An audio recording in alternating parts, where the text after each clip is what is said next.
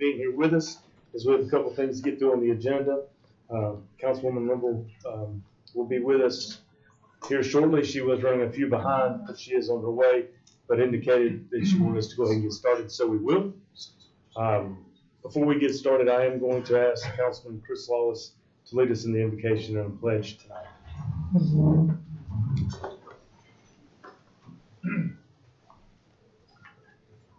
Dear Lord, we thank you for bringing us here tonight. Thank you for the many blessings you've given us. Thank you for continuing to help the folks that were impacted by the storm worse than we were. Just thank you for keeping your hand of protection on Pickens County. We ask that you be here with us tonight. Please help us to do your will. Please help us to follow your lead on what needs to be done here concerning business in Pickens County. Please keep your hand of protection upon all of us as we're here tonight and when we leave to go home. In your name we pray. Amen. Pledge allegiance to the flag of the United States of America and to the republic for which it stands, one nation, under God, indivisible, with liberty and justice for all. First item on tonight's agenda is the 2024 ATAX applications. Mr. Roper. Mr. Chairman, thank you, members of council. I'm going to recognize Allison Fowler, who is our Community and Tourism Development Director, to introduce our guest tonight and to give us some context on the 30% ATAX groups that you're here. Good evening. As y'all recall from our earlier meeting about ATAX, we did it a little bit differently with the committee this year. We also have to uphold state law and disperse some of our 30% funding by the end of this month.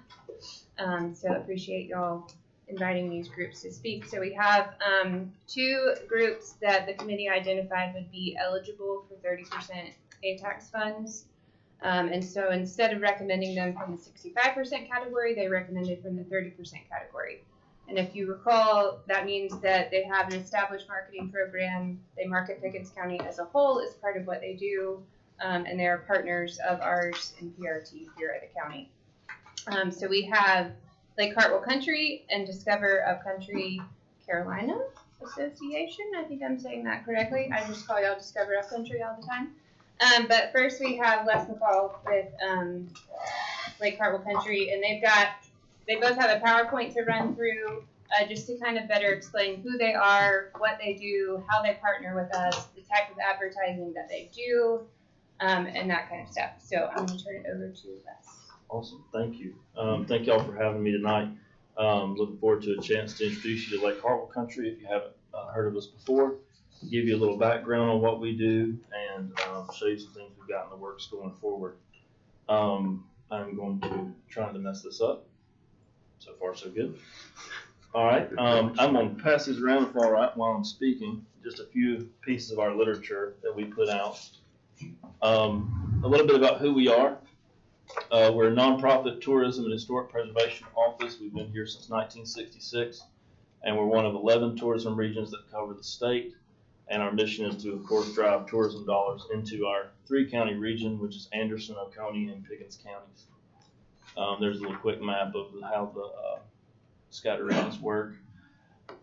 We promote the preservation of our historic charm, the conservation of our natural resources and view sheds, because we do have a preservation mission, as well as tourism marketing. And we market the region through advertising, which is digital, social, print. We are a destination marketing organization. We also promote regional events that draw tourists or provide activities for tourists here and support local tourism-driven events. And we create and dispense literature, some of which you have there. We're actually fresh out of some of it, so we'll touch on it here. Our name had been Pendleton District Commission for many years, and some people are familiar with that title, but we changed a few years ago to Lake Hartwell Country. The reason being is that Lake Hartwell touches all 3 of our counties. According to the Corps of Engineers, it sees 10.5 million visitors per year. It has big southeastern national name recognition, especially in fishing. And water is a top reason among travelers to come to South Carolina. So it arguably has the greatest economic impact of any natural feature in our region. We're located in Pendleton, the heart of the 3-county region. And we work out of this facility at the Agricultural Museum of South Carolina that our office owns and operates, because again, we do have a historic preservation mission. There's a little bit about the museum. We also maintain a regional research room and archive as part of that preservation mission in Hunter's Store in downtown Pendleton. Fishing is a major part of our tourism promotion. As you can see, the fishing brochure went around. We dispense tens of thousands of those per year and promote fishing in the region. Our current list of brochures, we have our new waterfall brochure out, which we partner with Discover Upcountry and Oconee County to produce. Our pocket fishing guide, which I passed around. Our Take the Scenic Route, which is the scenic road map, which features Pickens pretty heavily. We are totally out. I had to send our last one away to a request, so we'll have more of those in a few weeks. And then we're a partner on the State Fishing Guide, which also went around. And just a little bit, I've peppered pieces of budgeting here as well. Our rough estimate cost to print and ship this literature is around $30,000 per year. I also put our marketing plan for the fiscal year in there to understand where we are marketing and where we're putting our money. We still do print, which print is part of the application we put in for ATAX this year. But we also pour the majority of our funds into social media, SEO, SEM, targeted digital for sure, and over-the-top advertising, which is advertising on streaming platforms like Hulu and Sling in particular. We also bring in social influencers, boost blogs, which are our most visited piece of our website, the blogs are, and undergoes some market research, which we're taking on with Clemson University this year. I wanted to include some pieces of advertising we do, just to kind of get a look and feel of how we try to promote the region as a whole. And that Pickens always has at least a third share of voice, but in some ads it's got 100% share of voice. We try to cover all three of our counties equally and give them all the same amount of love. Again, just some of our fishing advertisements. These go out in a number of print magazines, and then down low you'll see the banner ads that are targeted digital across the internet.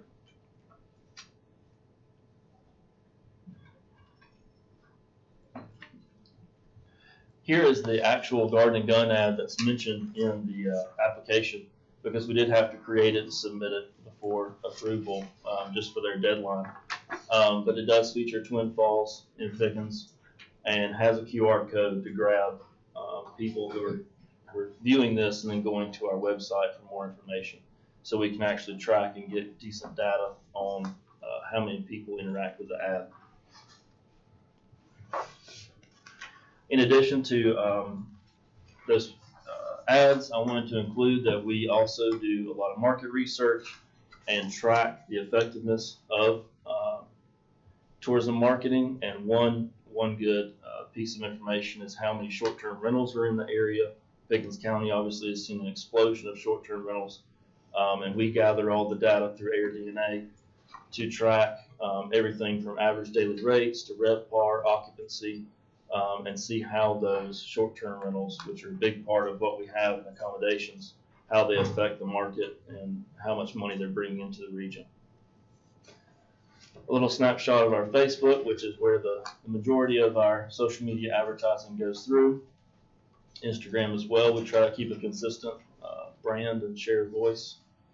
Our website and our blogs, which are the most interactive with portions of the website, like the breathtaking scenic overlooks in South Carolina. I think it's 16,000 blog views in a month. So people are very interested in those. Our social media, we have a weekly reach of over 110,000. Our newsletter goes out to over 15,000 subscribers. And our brochure distribution, the waterfall brochure is about 40,000 last year. Our regional fishing brochure is 20,000 per year, and our Take the Scenic Route goes out to 20,000 folks per year, mostly through the South Carolina Welcome Centers. Our target markets for our region are North Florida, because we're some of the closest parts of the Blue Ridge to North Florida, North Georgia to try to get folks who are there to come see our lakes, which are better than Georgia's, if I may say so. Low country, South Carolina, because again, we're some of the closer parts of the mountains. And we do a little bit in the Midwest and some of the Northeast as well, because we are on the way to some larger destinations. We want them to pull off the road and visit our mountains instead of some others that are in competition with us. A little bit about why we do it. Some stats about tourism. A $24.5 billion industry in the state. It directly supports 1 in 10 jobs in our region. Indirectly supports more than that. Tourism generates over $60 million in state and local tax revenue in the region. Gross travel expenditures for the region in 2022 was $543 million. And survey visitors say top reasons to come to the state is outdoor adventure and authenticity, of which Pickens County has plenty. Vast majority of our visitors come here because of natural resources, culture, food, and accessibility. And these stats come from SCPRT, research division. So our goals for the county coming up are to market to targeted tourists for the area, especially young families and retirees, educated outdoor folks. Do our part to ensure tourism is enriching the lives of locals in Pickens and not causing or detracting from local lifestyle, and continue partnering with the Pickens County Tourism Department and other county partners to ensure we have a quality tourism product. And always we are here to help is marketing, advertising, co-ops, and cost shares with other partners, and just do our work in driving those overnight stays and growing tourism in the county. There's a quick glance at our team. Some in the museum and archives side, and myself and Jordan in the marketing side as well. Thank you for your time.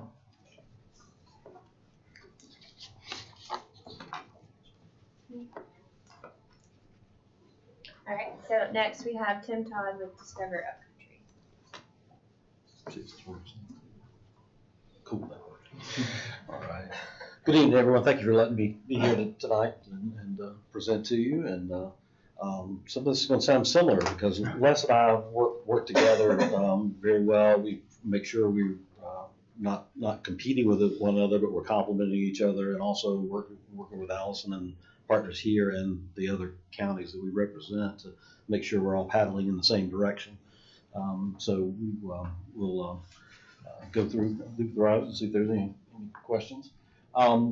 Start out, here are the contents of what we've got. All you'll have this printed out and then those blue folders and some like that. When this was scheduled about 3 weeks ago and then the hurricane came, I was out of the country, and so I wasn't even planning on being here. So lucky y'all got to see me tonight instead of having to just look at the printed thing. So everything you have is in that blue packet. Go ahead and get right into it. We were started in 1978, and we actually got started through a grant from the Appalachian Regional Commission. And they funded a $30,000 study to look to see if a group like this was necessary or needed. And they did a study and said, sure, that's a great idea. So they went back to Appalachian Regional Commission, asked for more money, and they said no. So folks at that point went to Parks, Recreation, and Tourism, and they were already funding Pendleton, Santee, Cooper, and the PD tourism regions at that time. So we were the fourth one in the state to get founded, and the others came on board within the next 10 to 12 years. But our mission statement is started out in 1978, and really they hired the first director in 1980, and it's been the same ever since, is to promote tourism as an economic activity in 6 counties that we represent.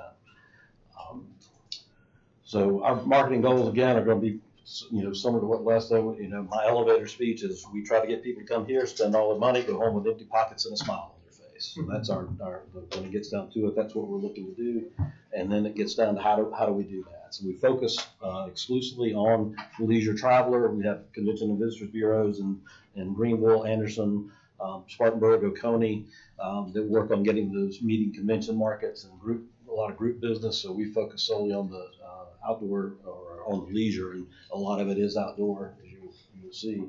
Other niche markets, history, heritage, festivals and events, small towns, golf, things like that are in there. The last couple of years, and for at least a couple more years, we're going to be focusing a lot, and Les is too, because we're again working together with him and all our partners across the state to focus on the 250th sesquicentennial, which I still can't quite say and definitely can't spell, the 250th anniversary of the signing of the Declaration of Independence that will happen on July 4th, 2026. So we have been and we'll keep ramping that up for the next couple of years to take advantage of all the things like, and really get people to learn what the name Pickens means and where it came from, and other things throughout the area. We probably ought to target about a 350-mile radius. Again, Georgia, both Carolinas and Florida are top 4 states of inquiry, and all the research we've done over the years kind of still goes into that, and then we kind of spread out a little bit beyond that. But that's where we fish the most, is in those ponds of those 4 states. Both, as Les said, print, we still do a fair amount of print, because print is still an effective means of advertising, depending on the publication and depending on the reach. But we are shifting more and more into the digital world and the social media world, so that's kind of a slow transition that we've done over the last few years, and that we'll kind of continue to do that. We're probably getting close to a 50-50 split on our print versus digital type thing now. So this was our 2023-24 advertising campaign. A lot of those we do, year to year. Southern Living is still, we still call it the Southern Bible, really, because it's still one that people, not only they get it and read it, they keep it for a long time. It's it's right beside the National Geographic still that people keep and go back to and refer to for a long time. And then other publications that are targeted to the market, AAA, the Blue Ridge Country. Also, Allison, I think what happened to those magazines? Magazines may go around that shows some of the ads that are tagged in I think Blue Ridge Country and Southern Living that we've been running. But then the digital advertising, and Facebook in particular is good for us. We're doing kind of shifting a little bit into Instagram. Apparently, people like myself and some of the others in the room, the older folks, in that category now, actually, are using Instagram. So I still use Facebook primarily, but I know Instagram's getting more popular, so we're shifting more into that too. Public relations, we work with or host. Some of them we just deal with digitally a lot of times these days, and they will write articles on our areas and produce either articles in magazines or on digital platforms. So we work a lot on that every year. We work in partnership with the State Tourism Office on that. They have PR people who refer people to us a lot. We'll either host them or provide them with what they need to get editorial on our area. Marketing our Upcountry newsletter, we have a little over 46,000 subscribers now, which we send out our newsletter once a month. We get a 34% open rate, which I still think is low, but everybody tells me that's a really good rate because they signed up for it, they ought to open it. So it ought to be 100%, but unfortunately it's 34%, but apparently that's still about 12% higher than most industry newsletters. The social media, I mentioned Facebook, and also our blogs or stories that are on our website. And blogs, I think, and events on our website kind of go back and forth about which one's number one visited on our website. But both of those are very popular areas of our website. Collateral, and do want to make sure we point out to everyone that noticed the cover of the 24 guide this year. Pickens County is very prominently featured with Table Rock on our cover this year. We do 60,000 copies of this. That goes out. About 30 or 35% goes to development centers. Another 30% or so go to other outlets and distribution outlets, state parks and other district centers. And the rest are mailed out to people who are inquiring to our office. A year or so ago, we started doing an actual printed map. People, they're saying, no, nobody uses maps anymore, they're all GPS. I think we've sort of proven them wrong with this because this map's been very popular. People still like to use a printed map. So we printed 100,000 of these, and we'll probably have to reprint those again in sometime late spring of 25. When we're going. And as Les mentioned, we partnered with Lake Hartwell Country and Oconee County on the Waterfalls brochure. We've been doing this for almost 30 years now, I think, between our organizations. And look, Allison wanted to join in, and I said, just write the check, and we'll be glad to put your name on the back of this. So we'll see if we might make that happen sometime. But yeah, I think we print 100,000 of these, and there's some at the printer right now, so we should have a restock of these very soon. And our websites, of course, we have our main website is upcountrysc.com. But if you go to SouthCarolinaWaterfalls.com, you go right to the waterfalls section of our guide. City11.com goes to a section that has anything that's within about a 5-mile radius or 5-mile distance north or south of Highway 11. There'd be a lot of things on that because we market a lot of things just specifically about the National Scenic Byway. And then RevWar UpCountrySC.com, we're doing more on that because of the RevWar that we talked about. I'm going to give you some statistics too. I think I did my number. I got 2.9 billion. That's for our 6 counties. So I think Les gave the number for the whole state. So I think those line up pretty well. We both get our numbers from the State Tourism Office. So if they're wrong, it's their fault, not ours. Inquiries, we've got last year 18,907 inquiries came into our office either through our website or from advertising that we did. You see our website sessions there. Our Facebook, again, is our most popular social media. And then the brochures that I talked about and how we distribute those. There's our budget for our whole budget, really kind of broken down by category for 2025 and where our funds come from. And then kind of a little breakdown of the advertising marketing in general terms. And then again, the advertising schedule for 24-25 as well. And then if you're not following us already, get on our Facebook page, the X thing, YouTube. We're doing more and more videos too. We do some videos that we produce in-house, and then we farm some of those out. So we're trying to increase our video presence on our YouTube channel and push it out on our social media channels and our website later this year. And got to put a quote in there from a Pickens County author and novelist, so it's the end of my presentation. So thank you very much, and any questions I'll be glad to answer. Thank you, guys. We like that quote as well. I left this part out earlier, but just to remind y'all, so this is the 30% funding that we're required to spend from the state, and we have not expended all of it in the past years, so we actually have $126,000 in that account that we need to spend. Now, these two organizations combined only asked for $30,000 of that. If you were welcome to go over that if you want to expend the whole amount. But Lake Hartwell's Country's ask was $10,000 and Discover Upcountry was $15,000. So I just wanted y'all to have that information as well. And we're obligated to spend that on this exact kind of effort. Exactly. Right? General marketing. Yes, Did you guys know we had that much money when you put your application? No, not at all. So can we revise our application right now? Would that be in order or not? Vice Chairman Tusker. So my question is, and you guys have great presentations, thank you. My question is this something we send out an RFP for, or is it just we know these guys and they applied? How does that work? Because this is a different section of the ATAX, is completely different. It is a different section and not one that the committee has worked with in the past. And when we had the full committee this year, we kind of really dove into the details of how it needed to work. And we gave y'all that proposal, I think, back in the summer. So this is kind of a new process, right? We haven't expended that money, obviously, in years past. What does get expended now goes to Haygood Mill, which doesn't really qualify for it because they don't market the entirety of Pickens County.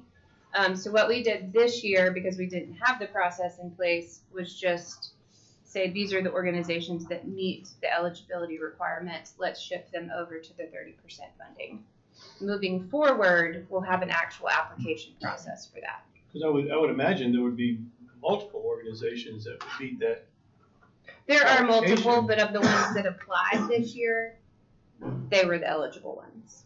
They didn't apply for 30%. They did not. They applied for ATAX. 65%, and the committee identified them as And so they shifted them qualifying. over here. Correct. Okay. But now we have the process in place to move forward with an application.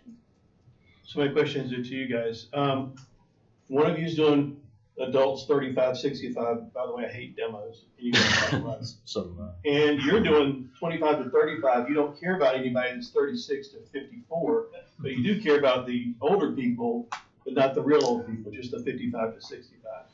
No, those would be demographics we hit pretty heavily, but we do across the board 18 to 95. It's just the younger families who are wanting outdoor adventure with the kids, and the retirees who have a disposable income to come camp and stay. And that leads to my next question. So then your focus is primarily on just outdoor adventure. I would say it's our most heavy And focus. heavy on fishing.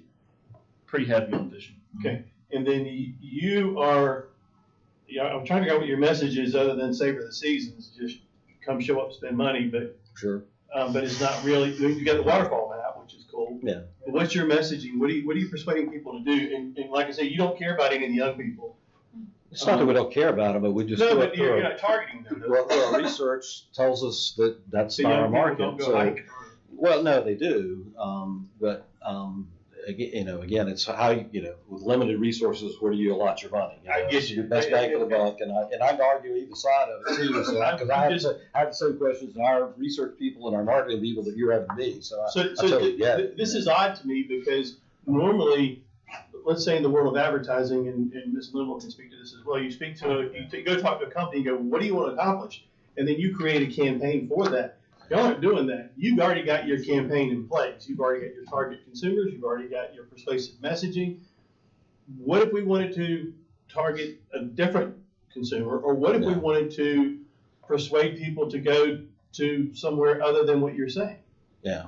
Well, I mean, with us, and we've talked about this when we actually met with, or I did, I think you did too, met with the Accommodations Tax Advisory Committee, and they were asking some similar type questions about, targets and messaging and that type of thing. And with funding that we get from you, we'll work with you to work with Allison and her team, whoever, to target. It's like, okay, I think specifically for Pickens County, we may need to focus in on this a little bit. What applies to Pickens may not apply to Greenville or Spartanburg, that type of thing. But your ads that cost a lot are the same in all the magazines. So they're similar. Savor the seasons is pretty much through the whole thing. Sure. That's branding, I understand that's branding, but you're not persuaded. So you're telling me why I should believe it's a good place, but not why I should take action and go. What's happening? Other than it's fall, I should go see. It's winter. Let's see what's happening. So that you see what I'm saying? I mean, I'm not trying to get too nitty-gritty. I understand. Some of the app, it does show, the things going on, well, not their app, the website, the things going on in all the communities and things, because I was curious what that actually looks like. And, go to the Corn Maze or check out the Fall Foliage Report, Autumn Festivals, Right. or Fall Fourth. My other question is, so you also both of you sell other sponsors into these magazines. I do know. We'll cost share, like for the state vacation guide, we work with the Anderson CVB to pay half of an ad. We cost share the ad, but we don't charge anybody for our advertising. We don't have. We're going to see something about Magnetic South and some of the other places. Yeah, that's probably on the little one pager. Yeah, so you gave them that? Yeah, anyone we cover, we do so free of charge. We take our state funding and try to disseminate it as equally as possible over 3 counties and give everybody a share of voice as much as we can. So we're not a membership organization. No, I understand. So, but how do you determine who you promote? Because those are for-profit entities. Yeah, it's a challenge, but generally it's we go out and meet with as many people in the region as we can, and those that are very receptive, who say yes, we want more people, who often understand that tourism is a big part of their percentage of visitors, we'll work with more often. And some people turn us away, and we won't focus on for free. They're saying no, don't promote us. Absolutely. Wow. But it does happen. It does happen. Rarely, but it happens.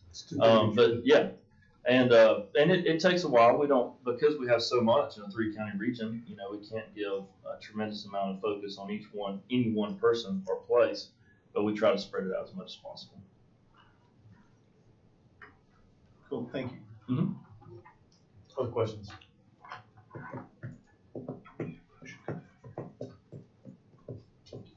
Other questions? Make a motion that we approve. Second? Discussion on the motion. Mr. Chairman, my only hesitation is that, is there any other money left in the 65%? Because that's where they applied. We allocated that all.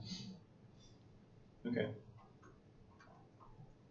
It just seems weird that we're deciding who the winners are gonna be rather than let everybody know, but I understand we're in the process of changing it over. It's just a strange place to be. So you're saying everybody was notified?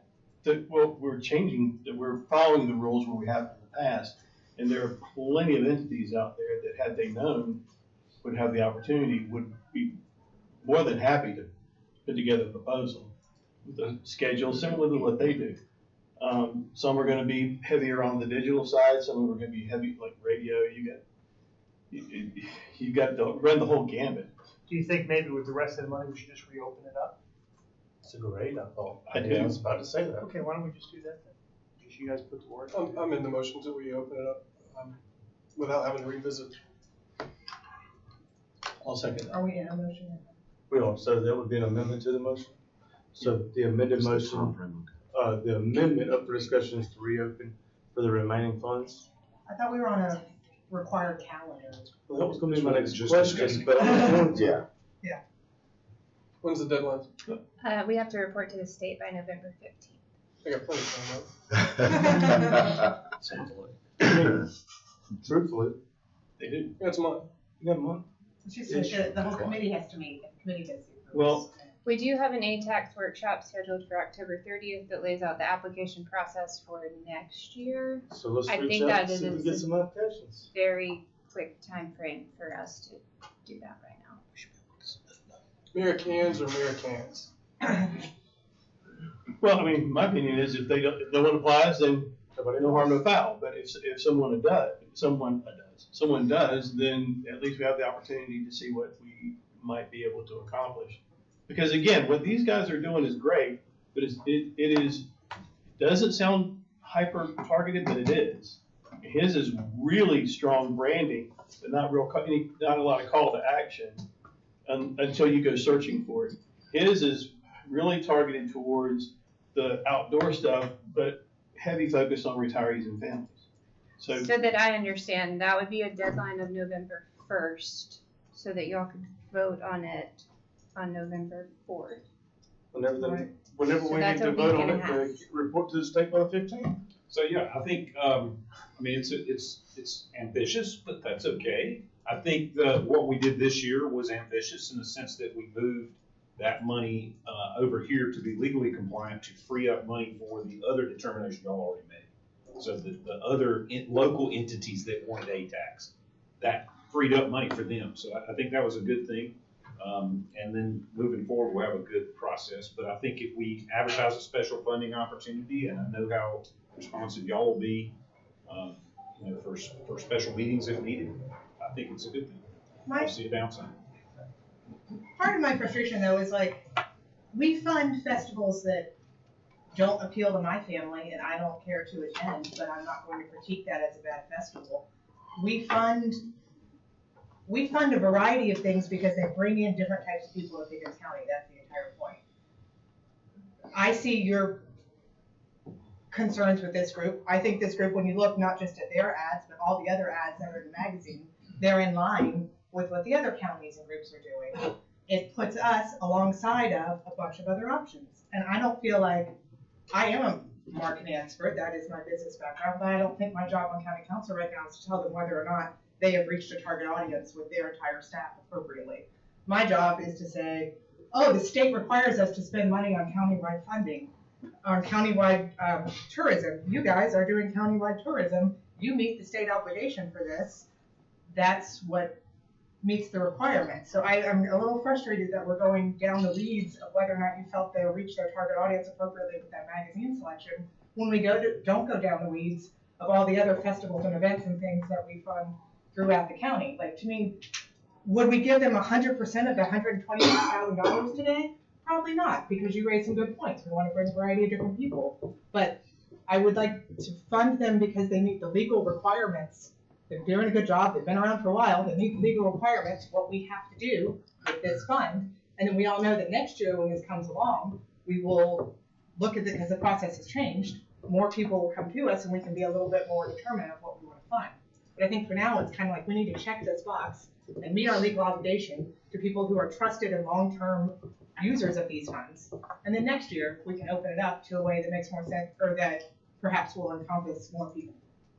I have a So question. for clarity, the motion to amend was to approve and open, correct? Yes, sir. Okay, so still going okay with what we've already done. Vice Chairman. 2 points. I'm not voting to, I'm saying, haven't said if I'm voting for it or against it yet, so you're making some assumptions. Okay. Second point is, they promote a bunch of counties. I'm looking for persuasive messaging for Pickens County. And these other organizations are solely for Pickens County. They're getting their funding from a lot of other places, which is fine. That's how they, I mean, I'm not saying it's a bad idea for them, how they do business, but their goal is to reach the masses so they can bring them to the upstate. They don't care if they get, well, they do, but I mean, Oconee or Pickens or wherever. I'm just saying, yep, that needs to be a part of our mix. However, there are other organizations, I'm pretty sure, marketing companies that could say, you know what, we'll help you target this or this based on what they want to do from the PRT standpoint. So, if you don't mind, you know, we see like companies, but like marketing entities, so you guys are like pseudo-governmental, right? We're We're a 501c6 organization, actually. It's like a chamber. Right, and this funding isn't specifically stated it has to go to a quasi-government organization, No, it does have to go to a registered nonprofit. a registered nonprofit. So if we're opening it back up, right, and these characters disappear and come back and say, hey, we think we can focus, you know, some of our ads on Pickens County and predominantly, you know, They could apply for and maybe open up the targeting a little bit. I mean, you know, you guys are looking at like the folks who are most likely to come and drive the car around and visit some of these things. There's scenic Highway 11 page. Very nice. I'll be staying in one of those bed breakfasts on next anniversary. I'm glad you guys put all in one spot. So if they were to come back, you know, and submit something before November 1st, and said, this is what we can do for Pickens County for $30,000. Yeah, you know, exactly. And to be a little bit more inclusive in some of the metrics that they're targeting. Right? I agree. I have a question. You guys don't seem to do a lot for like mountain biking or that type of sport focused, right? Is there another entity that does? Well, We do some, Les probably does more than I do on that, because we have the Stuffhouse Mountain Park in Oconee is one that's been doing a lot, and then of course in Paris Mountain State Park in our area, so we have those. But again, we are more general outdoors than that. Our in-house, in-office joke is all waterfalls all the time, because we posted waterfalls. We could, you know, those anytime we do an ad or a Facebook post or anything like that, we could do waterfalls and do nothing else. But there's several niche markets like mountain biking, golf I mentioned earlier, that could do more. But with the resources that we have, we really want to make sure we get the best bang for our buck by targeting more. And yeah, it is a little more general. But if you look at the 30,000-foot view of the 6 counties we promote, and I think there's 3 counties that you're, you know, what do you see? You know, you have 80,000 acres of national forest in Oconee County. You got 30, how many thousand acres of Jocassee Gorges? It's Pickens in that Lake Jocassee. You'll see Jocassee and Jumping Off Rock and things like that, and a lot of our ads, and I think a lot of lessons, because, you know, those are the wow things that are going to get people here. And yeah, when they come to Jumping Off Rock, there's not cash register up there. At least I hadn't checked. The last time I checked, there's not cash register. So, but what are they going to do? They're going to stay at that bed and breakfast. They're going to stay at Table Rock, or they're going to camp at Mile Creek Park and spend money. So it's the, you know, the Jumping Off Rock and the waterfalls are the bait to get them here. You know, but, the payoffs and the lodging and the attractions and the restaurants and shops and retail and those types of things. You're principally focusing on water sports and fishing or whatnot. Fishing pretty heavily. Most of that is research-based. The average fisherman brings in a pretty high daily rate of tourism impact. Right. And so we have shifted in the last few years, pretty fishing heavy, but we're also, you know, pretty hiking.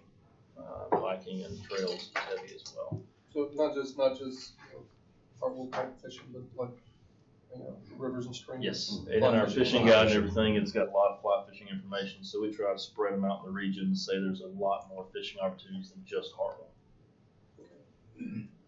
Mr. Chairman. So this is the 30% money, correct? Okay, so in the past, they were using the 65% money? Is that how it was? These organizations? Yeah. Yes. You're saying that was a mistake. I see that. So it's for advertising, promotion, and tourism. Do you fund any of your own advertising and funding of promotion, tourism through this 30% account? We don't. Are you able to? The county is not eligible to spend it. We would have to create a nonprofit entity like the CVBs that they Because it work has with. to be a nonprofit. Other questions or discussion? How much, all right, 10,000 apiece is what you're asking? Where are they asking for? 10,000 was Lake Hartwell and 20 actually, was Discover Upcountry. So a total of 30. And there's how much available? 126,000. I just have one more question. Okay, so you're saying it has to just be general advertising? You have to market the entirety of the county, so it can't be one specific location. Yeah, one attraction. Right. Gotcha.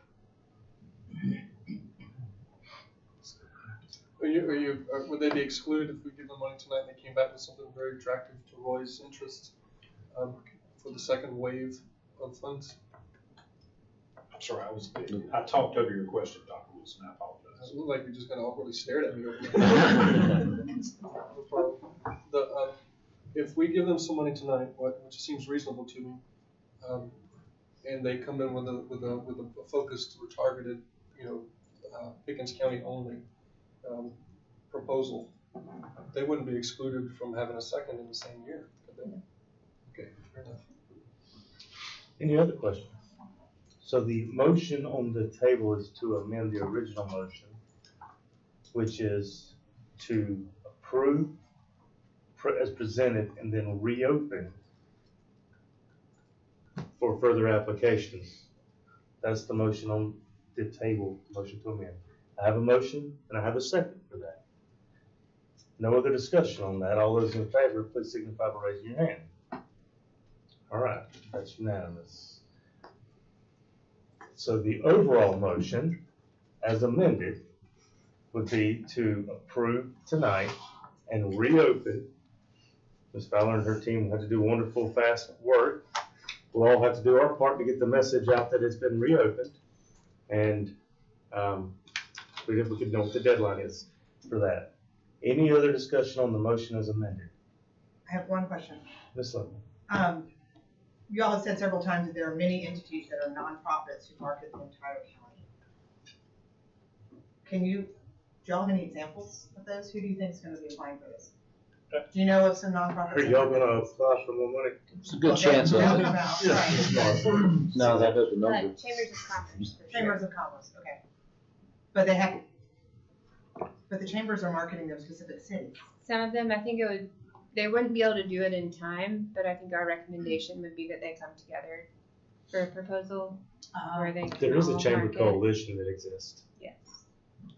So that would be our recommendation to them for the next For moving forward. step. But Okay. for this, that would be a little tight. Right. Interesting. Okay, thank you. Any other discussion? And what is the deadline for November 1st? I think we would probably have to make it October 29th or 30th so that it does not get confused because the application period for the next year opens November 1st. So we'd want to close it. Your before hard it deadline opens. is the 15th of November. Everything's gotta be done before. Okay. Yes, forms reported to the state on the 15th.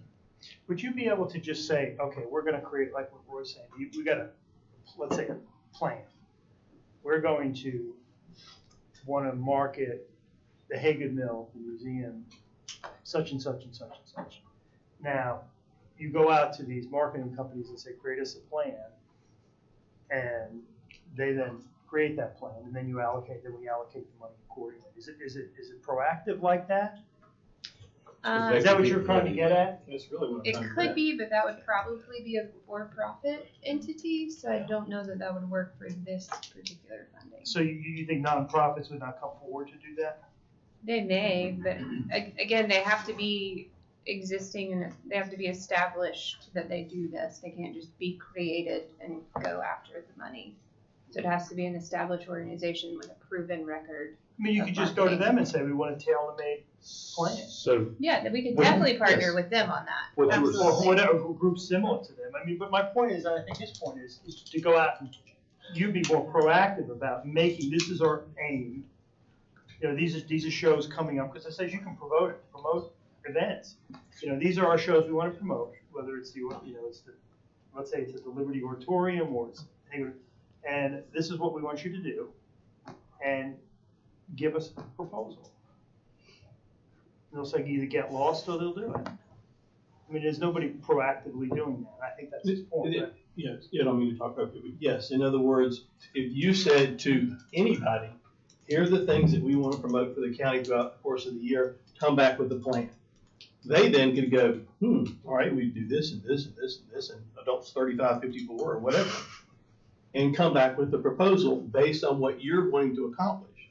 Yes, That way, we do require or ask them to follow the marketing and branding plan. So the goals that were established in 2020 that we're working towards should align with what their projects are. But I think the point he's making. But if you want to be more the adventure specific starts here is here. showing up in their print material. Our marketing material is not showing up in what they're doing because they're doing it for the whole group. It may show up as the name or just a little piece here, but it's not just for us. Right. So can I ask just for clarification and all the things? I understand you're going to be meeting to change the application process for this funding to be more in line with what we legally interpret it to be now. These folks were in the other pot up until this year when it was determined, hey, they need to be in this pot instead, or at least they qualify. I think my question is probably the same question as Councilman Sada, the same question as Vice Chairman Costner is. While you're discussing that application process, et cetera, I understand you don't have time, maybe you do, between now and November 1st or the 30th, to create an RFP type process to work on your marketing plan that we approved back in 2020, or branding plan. That's what you're ultimately asking for, right? Yes, 100%. Like here's 5 events that are coming up in the next So 6 is months. that a possibility? I understand this year, behind the 8 ball 1,000%, but is that something we can do moving forward? Mr. Chairman, because I have been at Hagan Mill with people that say, gosh, I wish I had known about that. I have been at the PAC. Yeah, we never saw anything about that. I have been at all these events that we do. Veteran shows, another great example, the Veterans Parade. I had 100 people talk to me and say, I didn't know anything about it. Was because we don't have the funding to promote it. But if you can promote events across Pickens County, the way that he can promote waterfalls across Pickens County, why wouldn't we create a plan? Why wouldn't you, your team, create the plan and go, here's what I want you to come up with, bring me back this, and then let's see how many people we can reach, what are the impressions, so that we can at least get people who are aware of these events and things that are going on throughout the county. It could be as simple as, we got these 10 events coming up. We want you to create a Facebook marketing plan that pushes these out on a regular basis. It does, it could be anything. Yes. That's up to them, but I'm a simple guy, I mean, but his point, and I agree with it, is you should be driving it. You should be queuing up and saying 6 months down the road, this is coming, these events. Now, it's nice if it shows up in the magazine, come to Pickens County, but it's got to be more specific. Right. Driven by, it's got to be driven by that's us. a brand building thing. Pickens County is beautiful, cool, but farm days or Bakersfield Farm Days. Let's tell more people about that in some other state. That's a good idea. I agree with that. So the motion on the table, as amended, is to approve these gentlemen tonight and reopen for November 1st, I think, so we meet the deadline. And I think you hear loud and clear what at least 3 out of 3 think, as far as RFPs and those kinds of things. Any other discussion on that? Hearing none. All those in favor, please signify by raising your hand. Thank you. Thank you, gentlemen. Thank you. Thank Look you. forward God to bless you. seeing your next application. Yeah, that was good. Next week.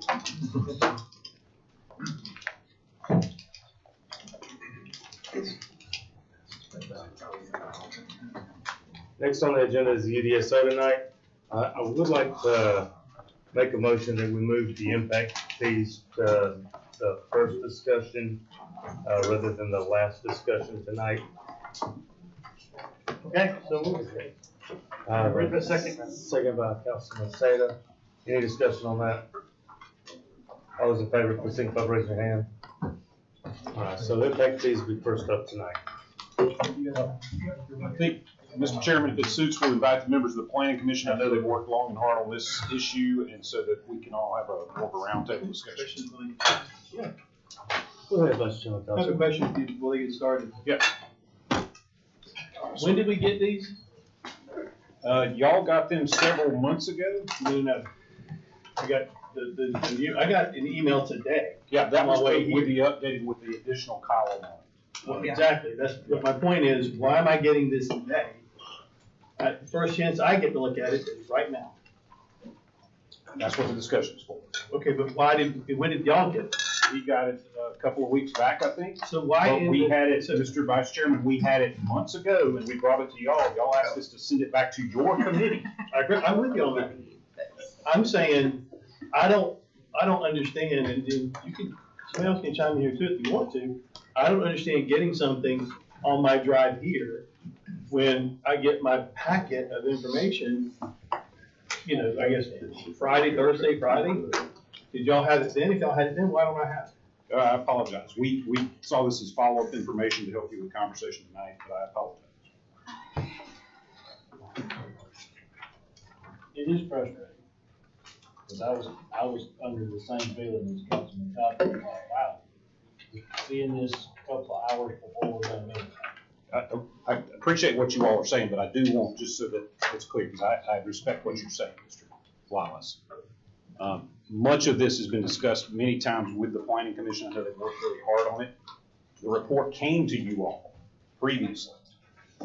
Y'all's feedback was, where was the sheriff's office, I think, and what was going on in the library. So that, yeah, I think it was. Yeah. But I apologize for that miscommunication.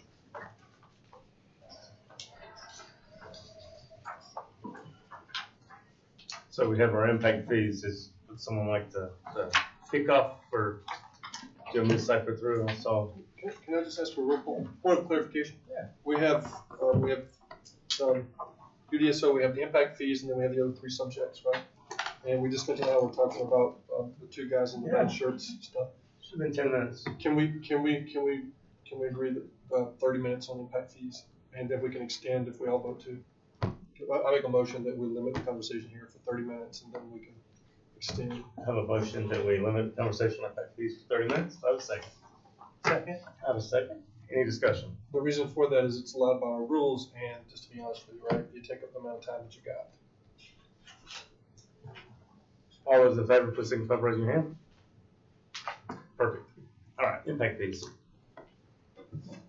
Is Ms. Fowler going to start this, or?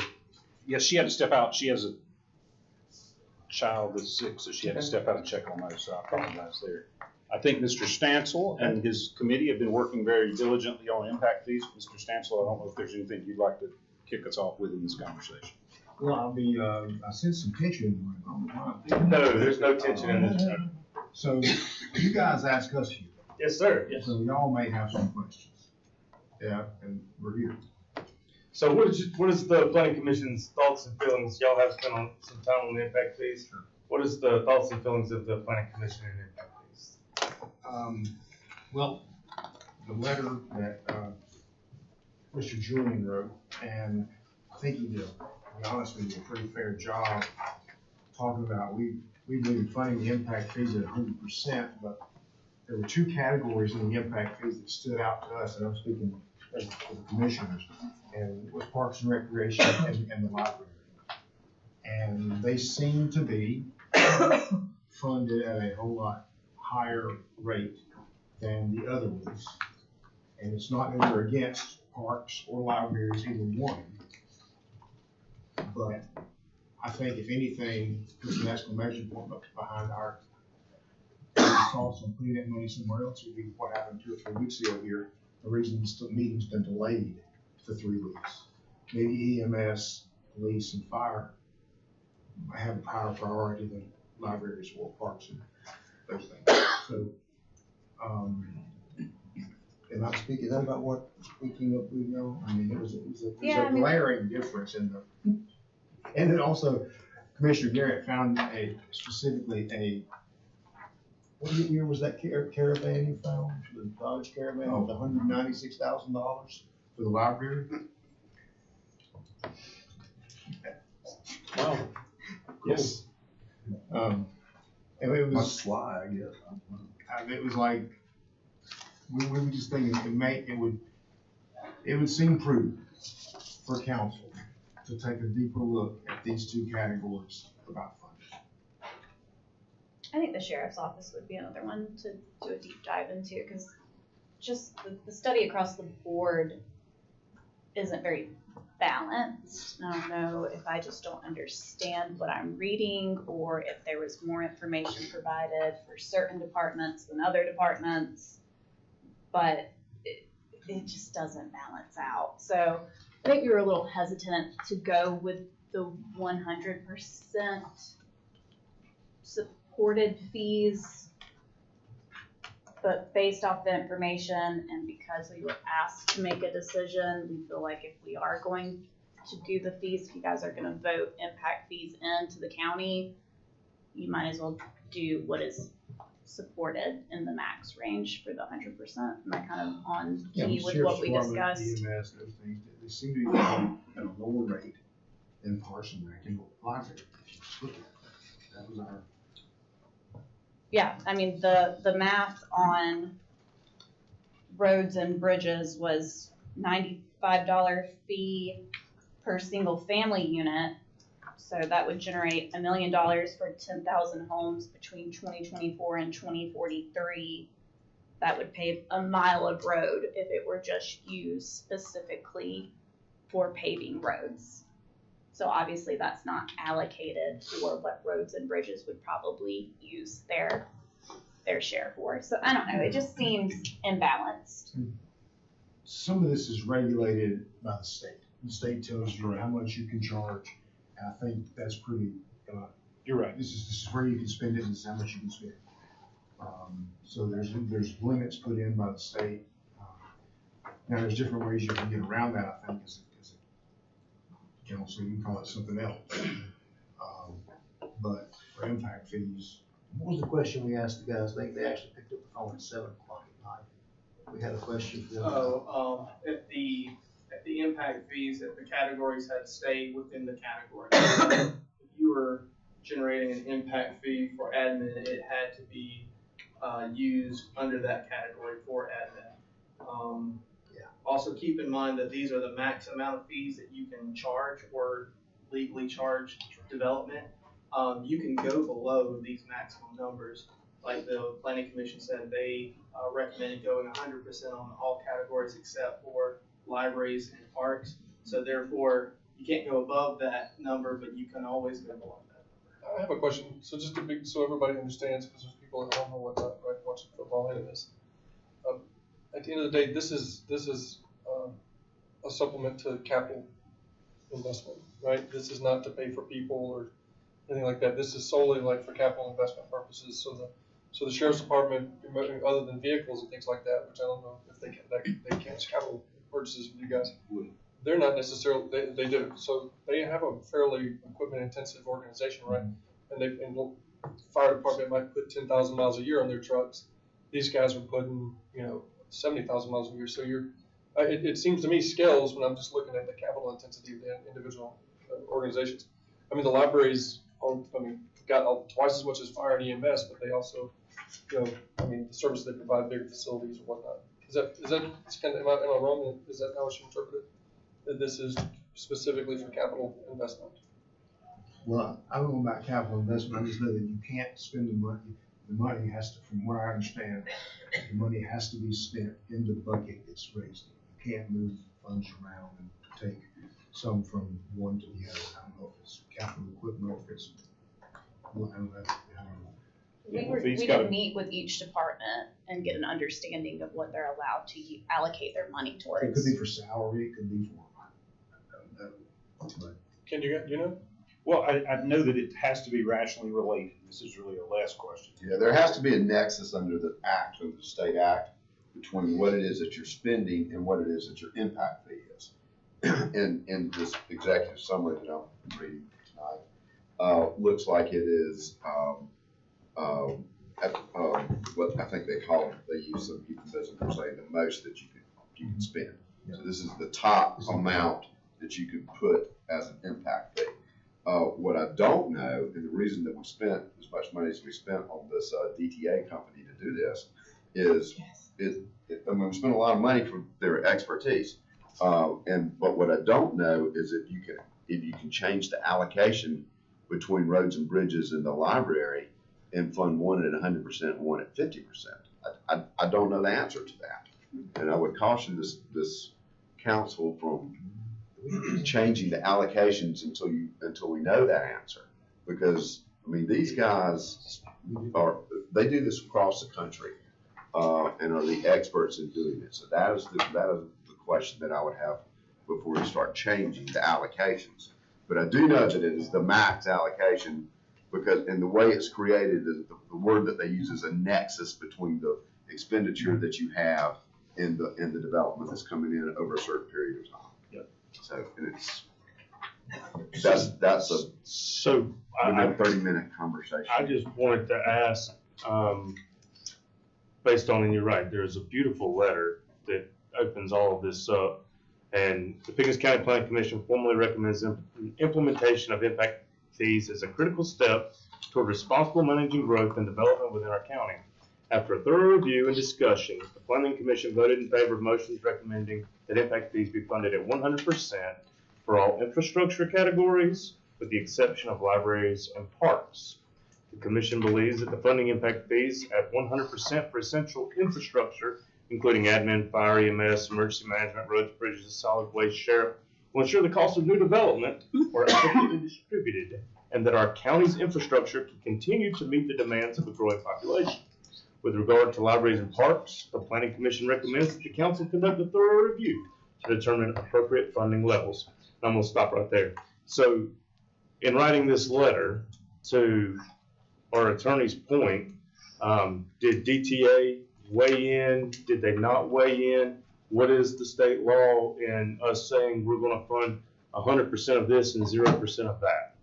They said the DTA, we called them on the phone the night that we were discussing it.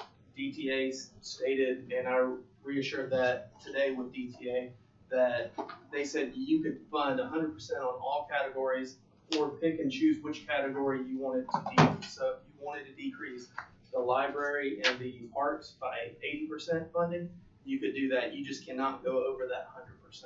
Can I decrease by 100%? You can, yes, sir. That's what county council wants. So one question I had. So this column here on the right, which is the total column, so let's say single family, that's limited by state, correct? Okay, and these individual columns are also limited too. So the limit for fire on this fee here is $494. Is that under state law? So the state law determines these maximum allocations? Yeah, that is not a number that the state law says, but it is. That's why you do the study, so there's a nexus between what you're spending and what the impact fees are. So, in essence, yes. So basically, they're saying when a house is built, that the library has the second most impact. Is that what they're saying? By the nexus. That's their study says that? That's what they're saying. You That's how I read it. Justify that based on library capital. Right. So that's the basis of their study. So somebody else may have another study and say, guess what? I build a house, fire has the most impact. I guess they could, but I mean. So you just need something when somebody sues you to say, I have this study in my hand. I would want it to be a correct study. The state doesn't have these numbers. They don't have any of these allocations. No, the state doesn't have those numbers, but they have the same numbers that DTA used to compile those numbers. So when you say a nexus, they just didn't make up that number. They used the budgets of whatever roads and bridges were or the library to determine what that number was. They can't be haphazard. When you look at the county budget, police and fire is $17 million. The library is $4 million. That's a 4-to-1 ratio. That's a That's empirical data. Yep. Saying that we have a 4-to-1 need in this county. And yet these guys see it as, and I'm not picking on the library, but they see it just the opposite in some ways. Right. Solid waste is 4 million, I think, was their budget? Let's say EMS, their budget's about 7 million. Library's 4 million. But yet EMS is 1/8 of the library. But I can point to a budget and say, guys, in the real world, EMS is twice as needy because their budget's just twice as big. Now I'll take that to court. That 17 that you're talking about a second ago, is that for that's for head count and everything, that's not for infrastructure. Right? No, it's not, you're right. It's just operation. The library's infrastructure intensive, and all these other guys have been shortchanged for 2 decades, right? I mean, the reason that the sheriff's office is the size it is that $24 million jail sits behind us. Yeah, I mean, if you looked at capital plus operations, I mean, the sheriff's is obviously far and away the biggest, right? I mean, their budget's 17 million, and they're amortizing $30 million jail. Yeah, and they're the biggest on here. And fires is. But I mean, they're multiple of the library. I mean, the library's a $4 million operation. Their capital. I mean, all the buildings are value of their buildings, though. Like, but you what do you think have the value to of the have, Hampton buildings? it was built for $10 million, but that bond's paid off. So right, but it's not generating a cost. Right, but I think they figure these numbers on percentage of capital. Like, what is the capital? I mean, you can but depreciate it. That brings up a good question. We're guessing at what DTA did. My point is, these numbers are basically, you get hauled into court and you got to explain to somebody your rationale. You can charge the administration to come up. I could do a better job than this probably, just looking at your budget. And I can look at operations, I can look at capital, I can depreciate it, I can rank these things by how we're spending money empirically. That's a heck of a lot better than some study some guy cooked up from saying. That's all I'm saying. That's why these numbers don't look right to me. Because I know the numbers in the budget and they just don't look right. But and to your point, Mr. Sater, the parks on here is higher than the library. I don't know what the parks budget is. What is that? Am I correct in remembering that they used a different formula for figuring parks? It was like hundreds of thousands.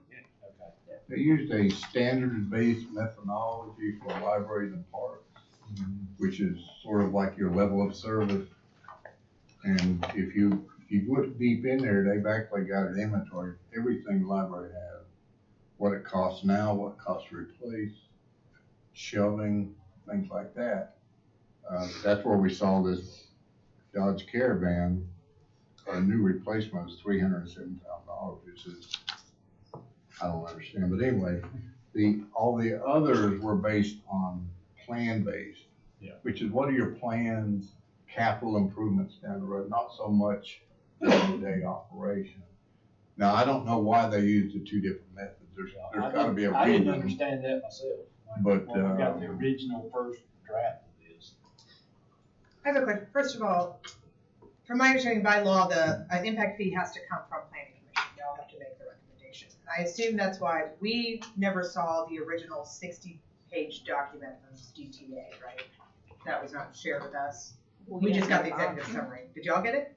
Yeah, we got the full study. We were asked to look at the first 6 pages. That had the tables on it. Yeah, that had the tables on it. Yeah, I'll admit a general frustration that we hired a consulting firm and they didn't come back to tell us what they did and why.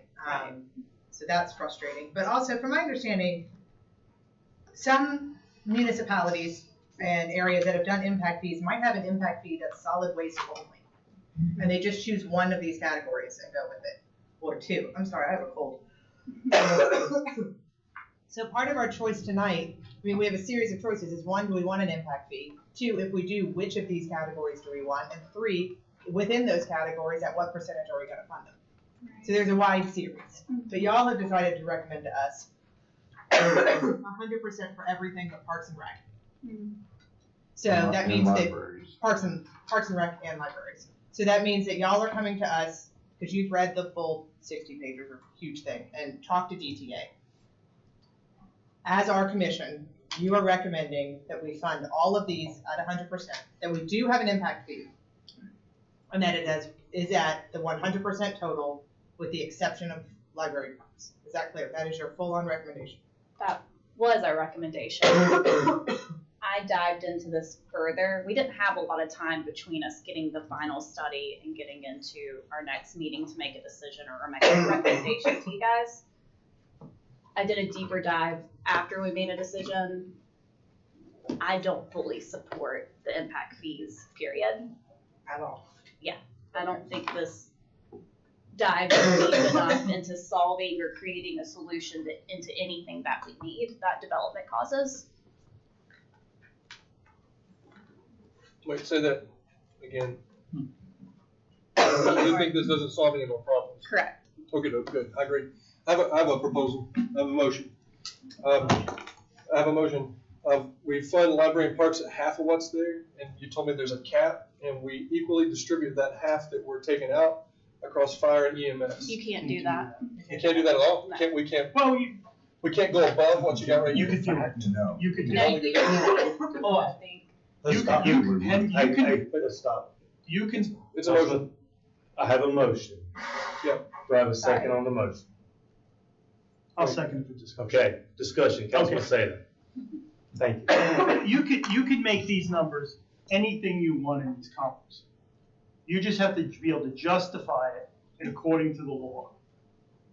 That's it. And the law says they have to be related to, you build a house, is it impacting fire? You know, on a scale of 1 to 10, let's say it's a 7. You build a house, it impacts solid waste of 4. You have some metric that you've got to do that. You show that in court, you're gonna be fine. Now, we hired this company to do this study, and honestly, I thought they didn't even look at our budget, but they obviously did, they have things in the back. But some of this makes no sense with the operations numbers that I just reeled off. Now, there's capital in there as well, which I didn't get into. So, you could do that, Henry, but you just have to have a study behind it that says your allocations that you're choosing for each department are justified, and you're confident in. Does that make sense? So you could reach Yes, the de that's facto correct. same resolution that you're starting to talk about there, is my understanding. You can get to where you want to go, but it's got to be based on the percentages that you can say, no, we don't want to fund any of it out of an impact fee for roads and bridges. You know, you can cherry pick and get to the point you're talking about, is the way I understand. But I mean, the maximums could be different if you just can this whole study and come up with your own. As long as you can justify it. Yeah, this column's limited. Right. Wait, Can I ask a clarifying question, maybe Les can help me with this? Yeah. All right, so we know that we're looking at, probably 2 EMS stations and having to outfit those. We know that's the case, right? And, you said this is gonna be $1 million over the next 17 years. That's not even gonna be a dent, right? We know that we'll say emergency management, if you think about this giant place we're gonna build out back, there's gonna be lots of ancillary expenses over the next decade that are gonna be going into maximizing the value of that building we're talking about building. So we know that this is a place we already are underfunding and we're behind and we have capital costs. Maybe parks, I don't disagree with that, but at the end of the day, on the library side of the fence, there's a lot already happening, right? So that's not enough of a nexus that we know we've already targeted in our strategy over the next 5 years that we're gonna be spending money here. It's a last question, but I think it is. I think it is enough of a nexus to say, no, this is where we see X, Y, and Z, but we don't need to go to, it's what y'all's recommendation. But in the cap over here on the total fees, that's a cap from the state, right? So that's a total, but we got, and this is just divvying that capped amount of money up. Okie dokie, so I want to cut these 2 by 50 and give it to fire and EMS. But you have to have a. Trav, I don't think I do. You were He just said I didn't. you were And I'm about, not gonna be here to get sued, so you guys can wear your suit. Trav, you were about I think we need to study. to say something Some basic things. regarding the comment. Based off of what DTA's impact fee study resulted in, those were the max amount of fees you can charge per category. So they told me that those caps for each category was the max. What it equals out to off to the right-hand side is the max fees that you can charge per single-family dwelling, square footage, but you cannot go above those max in the categories. Like EMS cannot go above what the cap is for EMS, and you can't divvy it up to where you decrease libraries to 80% when you put those funds into EMS. They said that that's the most justifiable fee that you can get for EMS. Okay, so that's substitute motion then. Can I make a substitute motion? Can I? You go ahead. I want to clarify. And Councilman Seder, what you're saying is, if the nexus matches, you can chunk this, because it's all crap anyway, it don't matter, you just gotta be able to defend it if the nexus matches. You're saying DTA, what they're saying don't mean the hill beans. Well, what I would do. I'm just asking, that's what you're saying. That's what you're saying. What I'm saying is that you can take the budget, operations plus capital, and rank those things, and get percentages as a total, and come up with a better ratio, and more justified ratio than this thing right here. Okay. That's my substantive motion. Can I clarify a point as Mary, well? she said she didn't like it. Do you think this is anything other than a raw as hell tax that we're about to impose? Ms. Crooks, go ahead and clarify. Okay. Ms. Crooks, please Also, clarify. the funds in each category has to be spent within 3 years, or the money has to be returned, if that factors into your decision making at all. Okay. And also stuff like. Dr. Wilson. So I want to. I'm just trying to keep it in order. I would like to table this indefinitely. And then you guys can spend the real amount of time over the next year figuring out how to make this tax work, because this is just crap. We don't even know we don't have a clue what they're going to spend it on, so we're just going to impose a tax because we have a bunch of development, and then at the end of the day, nobody even knows how they came up with a number. That's just not like the antithesis of what we try to be as a county government. So my motion is that we table this. I'll second. Ms. Linville. There are also a lot of rules on impact fees. For example, you're talking about, we have 2 EMS stations. It has to be that the development directly relates to what it's impacted. Like, you can't put a impact fee on a development and then across the county pay the road. It has to be directly related to what that development impacted. So I think some of these fees they're not designed for you to build yourself a new EMS station across town. They're designed to help pay for one extra person to be in the truck if you need to, because you just added to that. So I think we need to remember that impact fees are about the direct impact of that development. And I understand you're calling it a tax and getting frustrated, but this council has also said developers are coming to Pickens County and they're making an impact on our county. Our requirements are going through the roof of things that we need to fund because people are moving here. And this shifts a little bit of that responsibility to, you're going to build 150 new homes. Maybe you should contribute to the fact that that's going to cost the county a lot. And as y'all might recall, 50% of our county is now on 2 acres or more, which is very spread out and very difficult for EMS and fire to access. And perhaps we need to increase some of our money for EMS and fire to access our now very sprawling 50% of the county, and an impact fee would help offset that. So, didn't mean to interrupt. I'm done. Okay, so I hear you loud and clear, except it would end up being a $3,100 tax on a 3,000-foot house, and the homeowner's going to end up paying for it, not the developer. And the reality of it, it's just what I truly believe, and that's one of my biggest issues with it at this moment. Other than I don't like the way the categories lined up, laid out, and the way the money was allocated. I do agree with everything you said about how it has to be spent and how you can't do something across. It has to truly impact. Get that. I also have issue of we don't know how we're going to spend it. We don't have a plan now to spend it. And you got 3 years to do it. When could you do it, or you have to give it back? Which I have issue with that too. I think we have to have a better plan, which is why I appreciate the motion. Sure. Vice Chairman Coster. Mr. Rupp, you have a point. Thank you, Mr. Vice Chairman. Thank you very much. Yeah, I didn't look your way purposely. No, I know. So just to make the contrary point as we move on with this motion. For example, there is a $30-some-odd solid waste fee. We're going to, in the capital plan for next year, spend $900,000 on a new solid waste grinder for brush, because good Lord knows we need it. So we've got the thing now that could be a backup down the road.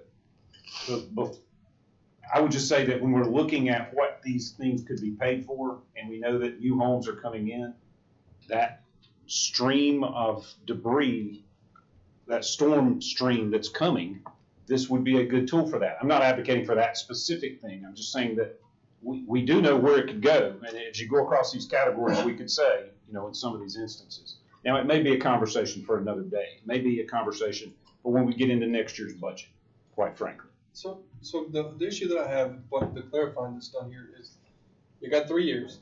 It's got to be related to whatever's being built. It's paying the money. This is a full-time job for somebody. They had that one neighborhood, but it only really generated about $30,000. To do anything, we need about $900,000. So what do? The money just sits there like the $130 for the A tax until somebody goes, hey, whoa, we got this big pile of money over here we could do something really cool with if we had a full-time employee that can manage it. This is the worst kind of government, right? This is a throw it on the wall kind of solution. And, it's going to be the same thing when they got the 1 cent sales tax over in Anderson, and all of a sudden there's these huge jumbotrons at a high school football field. This is the kind of thing where at the end of the day, somebody will have some idea to fix some problem that's kind of correlated to it. It'll be outdoor theater. No, it's not. It's a freaking jumbotron in a high school. Right? So this is not Pickens County, man. This sucks. Other comments?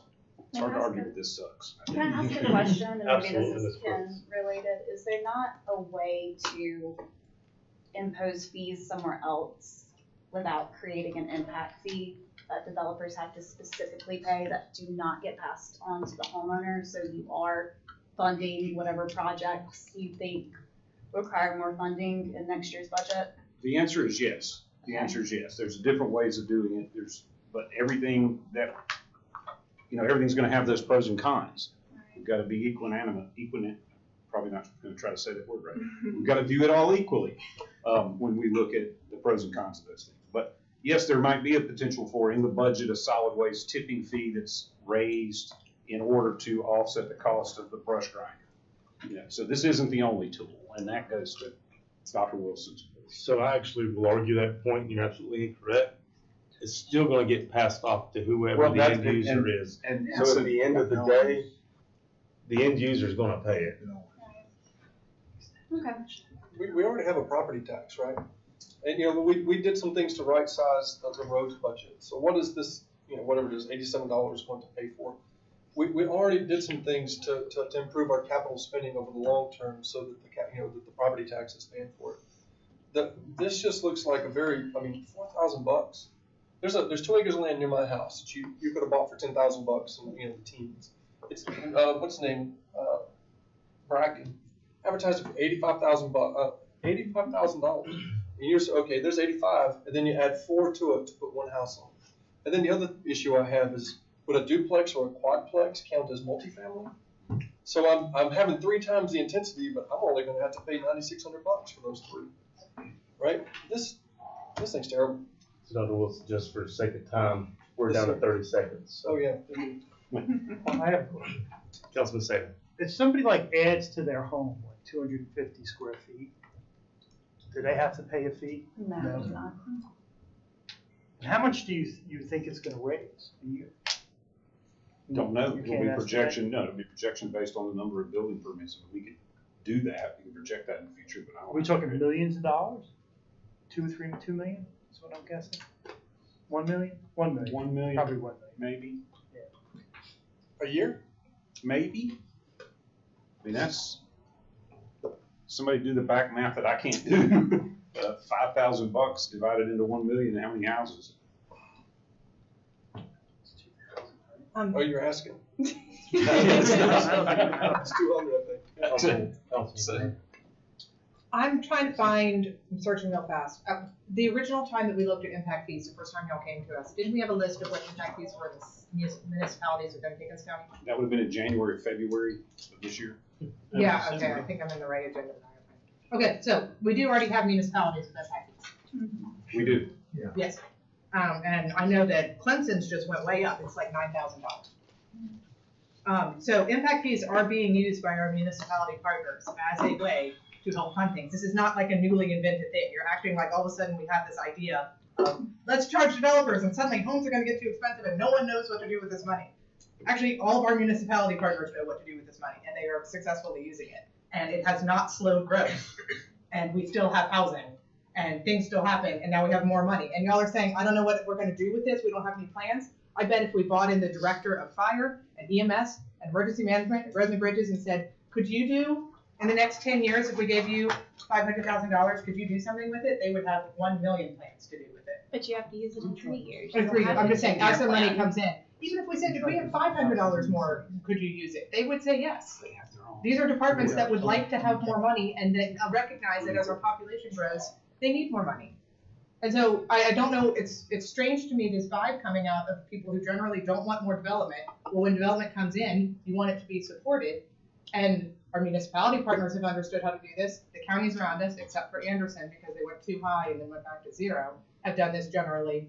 This is not in, and the planning commissions have before us, and 2 out of 3 of y'all are recommending that you think it's time for us to have impact fees, yes?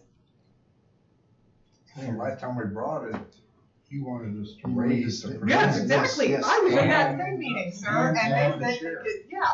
They said, let's make it go from 80 to 100 and add the sheriff. So I don't know if this was post-election. I don't know what's going on, but this is a very strange vibe to me that the exact same group that it wants to slow development and wants to make sure that the people coming here aren't too disruptive, and that also doesn't want to raise property taxes, has a way to generate more money to help support the development that's coming in anyway, and you're all acting like it's this idea out of nowhere. I don't understand. I voted against impact fees every time. Okay, you're exactly right. You've been consistent. So I have just one comment to say on that, right? It's not at all. Here's the issue that I have. I've got to be able to explain it. I can explain the roads because it just made sense. Ignored forever. We had a giant gap. If you had a problem with the bridge, you couldn't pave a mile of road. They went to 5 years without paving roads. The road tax fee, I had no problem, and I had no problem losing an election because people went out and lied about it. I have no problem, right? Because the roads are going to be fixed and lives are going to be saved. It's worth it, right? But this doesn't make any sense whatsoever. None of us can tell you where they came up with any of it. We know exactly how we came up with the roads thing. We knew what hole we needed to fill, so we brought a backhoe, we filled that hole. They have a 60-page document of where they came. They have a 60-page document that these guys have had months and months to look at, and none of them can tell us where any of this stuff's coming from. Other than a caravan costs $300,000. Yeah. Listen, this is the kind of thing that once it's imposed, it's never going away. The money's going to get spent. It's going to be part of the budgets. It's going to be factored into lots of decisions. I think it can wait a year, and these guys can work it out over the period of time. And the way, in my opinion, the way that square footage is not representative of the impact, because the bigger the house, the less impact, because it has fewer people. I think that's what we keep circling back to, Ms. Linville, is that the study just doesn't, the math doesn't math. It's not making sense to any of us. It felt like it was a reaction from council. So let's put some impact fees in, so we can raise some money and slow the growth. Let's do something we can do. But we did that through the UDSO. We've restricted everything. So what development? What development is coming here? Well, we've had a lot of moratoriums, not a lot. And in our municipalities that we have no control over, they all have impact fees and the development still comes. And they annex everything. Are they connection fees or impact fees? We asked about impact. The impact fees. Do There's a we, difference. question, do we receive any funding off the impact fees that municipalities have? Only indirectly. There's not a check. And I do believe we're at time. I have a motion on the table to, can you read me my motion, Madam Clerk? Do you have it? I'll step out of the room to bed. Oh, okay, the motion was to table. Table indefinitely. That was the motion.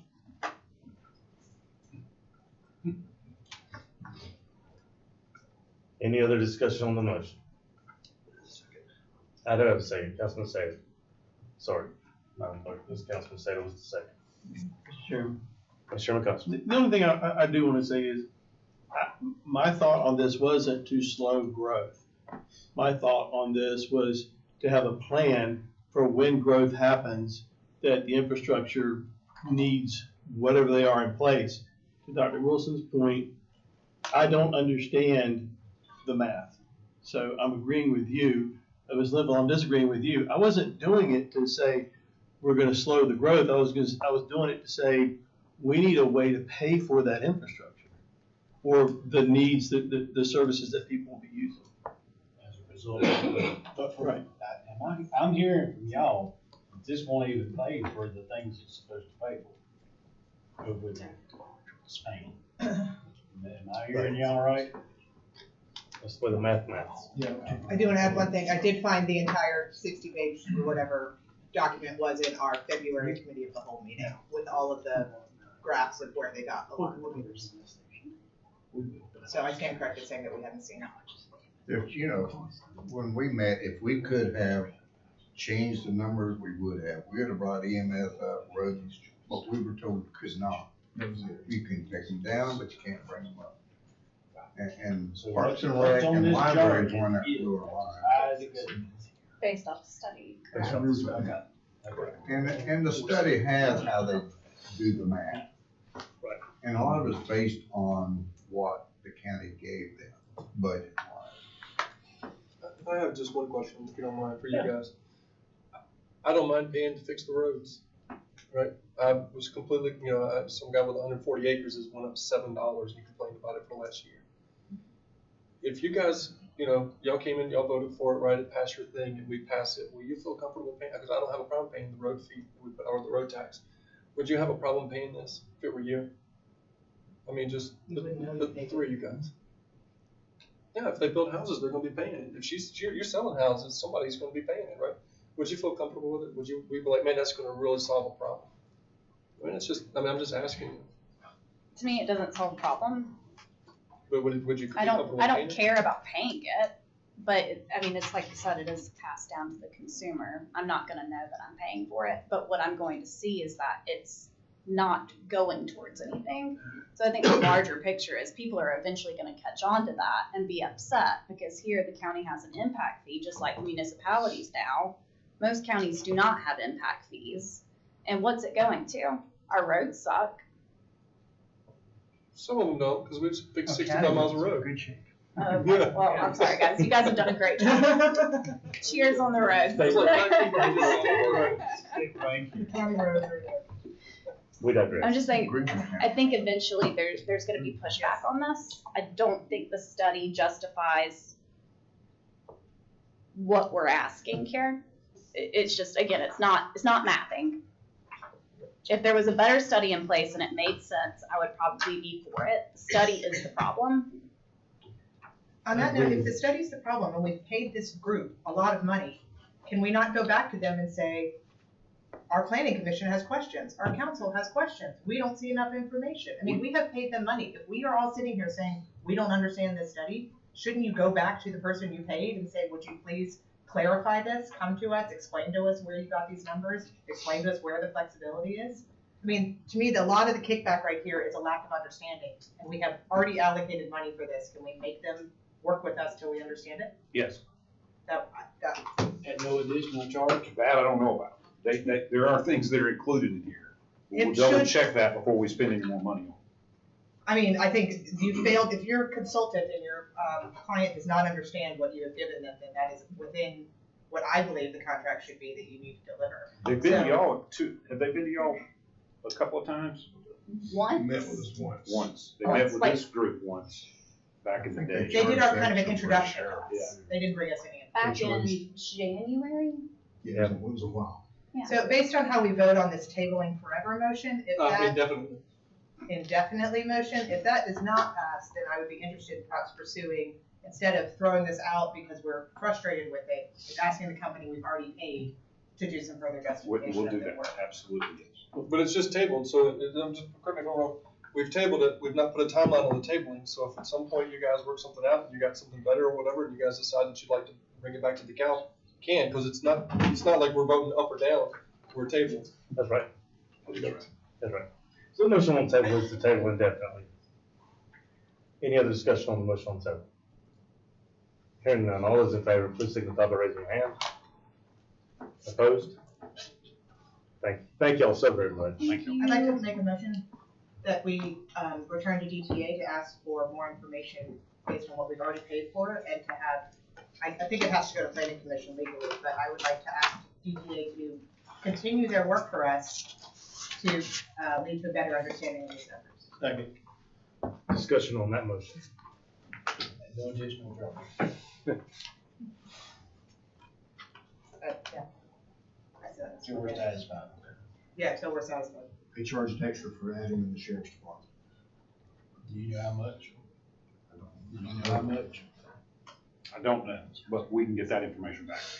Would you like to amend your motion to include not charging any extra, or you good with Not that? charging any extra, and if there's a problem, I'd like them to shop with us. Yeah.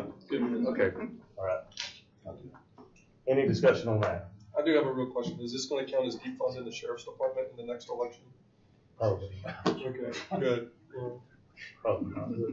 Because, I I mean, thought I think about the last adding, time. I thought about adding, to amend the motion to add a negative Yelp and Google review. But I'm gonna hold off on that. All right. Any further discussion? All those in favor, please signify by raising your hand. Thank you. That carries. Thank you. Yes. Thank you. Thank you, Commissioner. We need to get that conversation on that.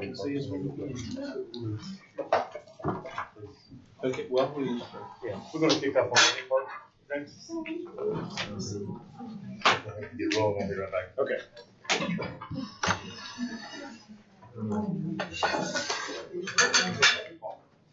Are we taking a 5 minute? No, already. Vice Chair. No, good, yes, please, begin. So as you will recall, looking at the DSO, there are some parts that were, you all had asked to talk more specifically about. I believe that you'd asked at the last time we discussed this, to discuss or to have some information provided to you on how other counties deal with RVs and RV parks. So I think you have that information in front of you. You've got both the underlying data and also a chart, which I hope is helpful in that regard. And then you also have what I think was sent to you today is a reiteration of an earlier staff recommendation from a few months back where we talked about using the map as you all established it to talk about the density of these sorts of things. So I guess in that regard, what we are looking for as the staff is you all to give us feedback on the chart, what you want to do with RVs as primary dwellings, what you want to do is RV parks, which I think is the big issue in front of you tonight, and how you want those to be regulated. Where does tiny homes come into play in that? We did look at, our neighboring counties for how they handle tiny homes as well. And they all have standards. I have a definition question. Is there a difference in definition of RV park and campground? RV campground. We do not have a differentiation in the UDSO. It's defined One as and one the thing. same. Sometimes you hear one thing and you hear something else. Yeah. Our standards are RV parks and campgrounds together.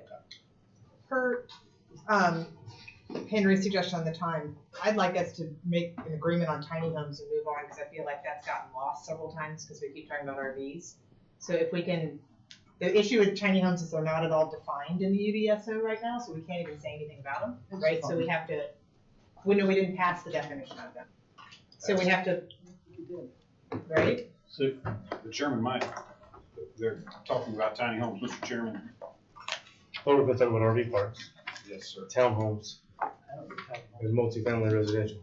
Yes, sir. But I thought the problem is that RVs and tiny homes keep getting called the same thing because we have not yet defined tiny homes. So I was trying to just take that out, just to say, are we all okay with what we call tiny homes? And then we can check that off of UDSO and then go into RVs. is tiny homes on the agenda? It's not. Because they're the same things as an RV right now, Well, right? UDSO? There is a definition in the UDSO, That passed? in the definition section, but not in the ordinance language. Not in the ordinance. Okay. Vice Chair. I'm gonna go back to Chris's original, Mr. Councilman Lawson's original question on RV parks, RV campgrounds. And this is my opinion, I think there should be a delineation between RVs going to camp versus RVs going to set up a mobile home park, like place. You're saying short-term versus long-term? Yeah, I think there should be a delineation. RV, I mean, I don't have a problem with anybody that wants to set up a campground as long as it follows whatever boundaries and setbacks and stuff that we put in. And they want to go and enjoy the lake or enjoy the whatever is near their thing. They want to have a campground, that's different than somebody who says, oh, you know what, I got this property, I'm gonna set up an RV park, and y'all can park there as long as you want to. I think there needs to be a difference in the definition. Like they did in Gatineau, up on their RVs with little houses built around them. Yes. Town kind of feel to it. Yeah, that, because I think part of the fear from the people that I talk to is, and Councilman Sain has brought this up multiple times, his concern is that it's gonna turn into a mobile home park, that people are just gonna treat it like mobile homes and live in there forever, they're gonna become shambles and drugs and blah, blah, blah.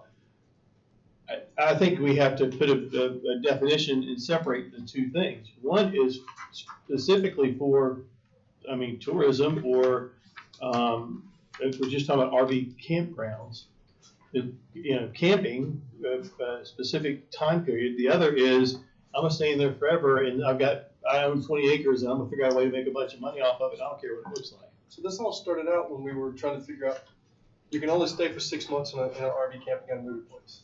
And so we said, okay, if they want to stay longer than 6 months, could they buy a permit that would subject them to an inspection to make sure that it was safe? That's where this all started at. Like if they're going to stay longer, they got to get inspected. So if you're going to put one in your yard and you intend to use it for longer than 6 months, you're going to have an environmental enforcement guy maybe come by to renew. Yeah, I think that's different. I don't mean to talk over you, but I think that's a separate conversation. I really want to drill down and go, RV campground, here's what it is. It's Mile Creek. You go up there, you park, you can stay there. You can stay there for almost 3 months.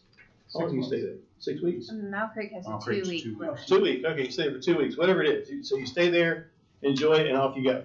That's different than somebody who's calls and says, Mom's sick, I gotta put in an RV here, and I'm gonna stay on her property until she gets better or whatever. And that's the circumstance where I was talking about, perhaps we should consider some sort of a permitting thing. Does it cost anything, but you're required to do it if you want to take advantage of something like that. I think you separate the definitions out. RV campground is a campground, like Mile Creek. RV park, I'm not for at all, where you go park your RV and live in it, in a whole bunch of homes, like tiny homes. That's kind of where I am. Mr. Chairman, it might be helpful we can talk about the current situation, not with RVs as dwellings, because I think you're right about that. But the current situation with our current DSO as it stands right now when it deals with these issues. And the question would be, do you like that or not? Right. So individual RVs currently are not, it's We're not talking defined about in them. the We're UDSO, talking about parks. well, I want to clarify your separation. So there is no ordinance language about individual RVs in the UDSO currently. The only language about RVs is in RV parks and campgrounds. Okay, And they do have a 180-day limit on them. Okay, I wasn't saying that it already existed. I'm saying I think we should define and separate the two things.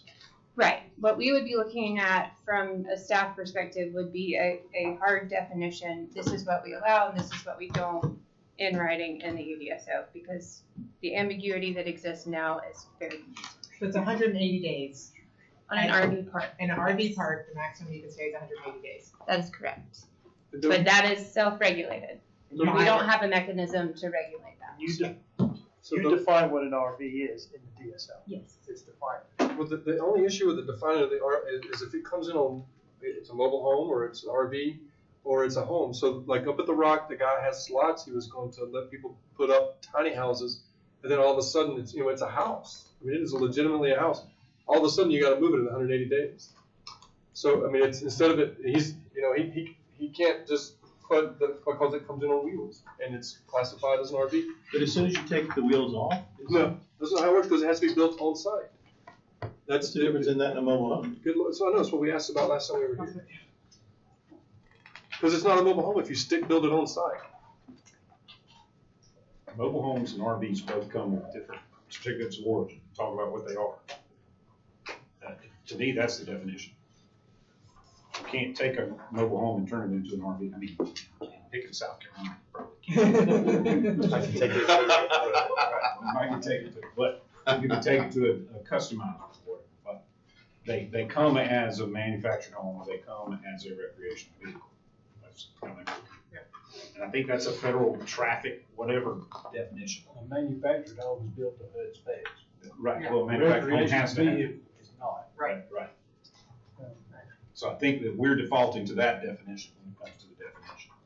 The question, I think, as I understand Mr. Chairman's in front of the body tonight, is how do we deal with groups of those things? And right, as it stands right now, it's perfectly allowable to build a campground for those things, but you can only be there 180 days. Am I saying that right? Now, looking at the Greenville and the Anderson documents, they're pretty good documents, they really are. I like the 100-foot setbacks on the Greenville, and I like some of the stuff that's embedded in the Anderson. I think somewhere between the two of those would be about perfect, except unless I'm looking over it, neither one of them have a time limit.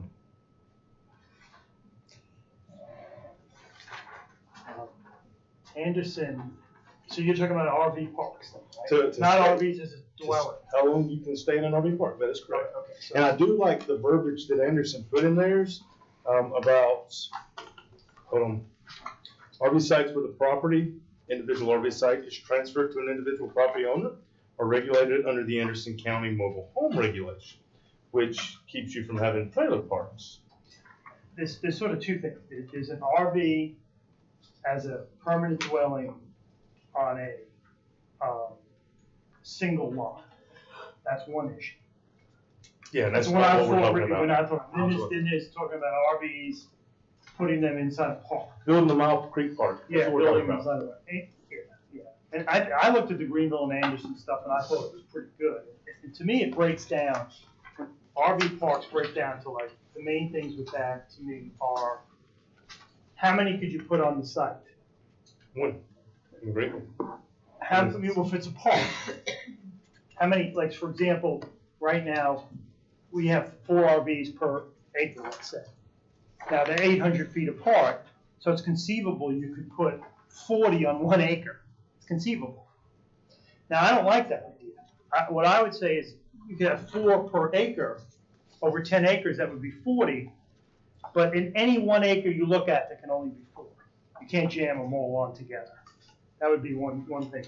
The other thing is minimum space between RVs. They tend to talk about that in Anderson and Greenville. Setbacks to the roadway, they talk about that as well.